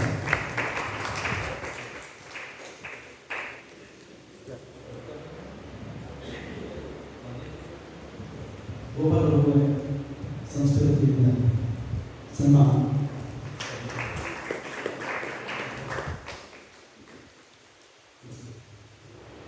ಈಗ ಕಾರ್ಯಕ್ರಮ ಮುಗಿದಿದೆ. ಚಂದ್ರಕಾಂತ್ ಅವರು ಬೆಂಗಳೂರಿನಿಂದ ಈ ಕಾರ್ಯಕ್ರಮಕ್ಕೆ ಬಂದರು ಅಂತ ಕೇಳಿ ನನಗೆ ರೋಮಾಂಚ ಆಯಿತು. ನಾನು ಎಷ್ಟು ಚೆನ್ನಾಗಿ ಹಾಡ್ಬೋದು ಅಂತೇಳಿ, ಎಷ್ಟು ಚೆನ್ನಾಗಿದ್ದು ಗೊತ್ತಿಲ್ಲ, ಅವರಿಗೆ ಎಷ್ಟು ಸಲ ಮಾಡಿದ್ರು ಗೊತ್ತಿಲ್ಲ.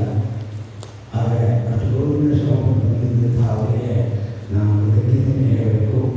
ಜೊತೆಗೆ ಇವತ್ತಿನ ಏನು ಗೌರವವನ್ನು ಮಾಡಿದ್ದೀವಿ ಇದನ್ನು ನಾನು ನಮ್ಮ ರಾಜಮೂರ್ತಿ ನಡೆಸ್ತಾ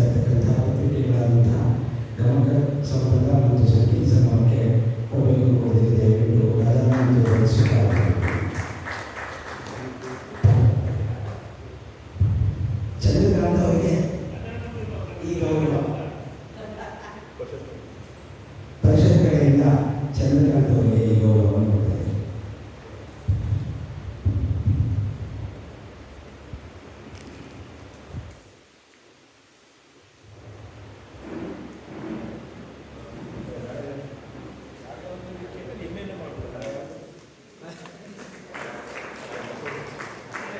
ಧನ್ಯವಾದಗಳು. ಅನಂತನಾರಾಯಣ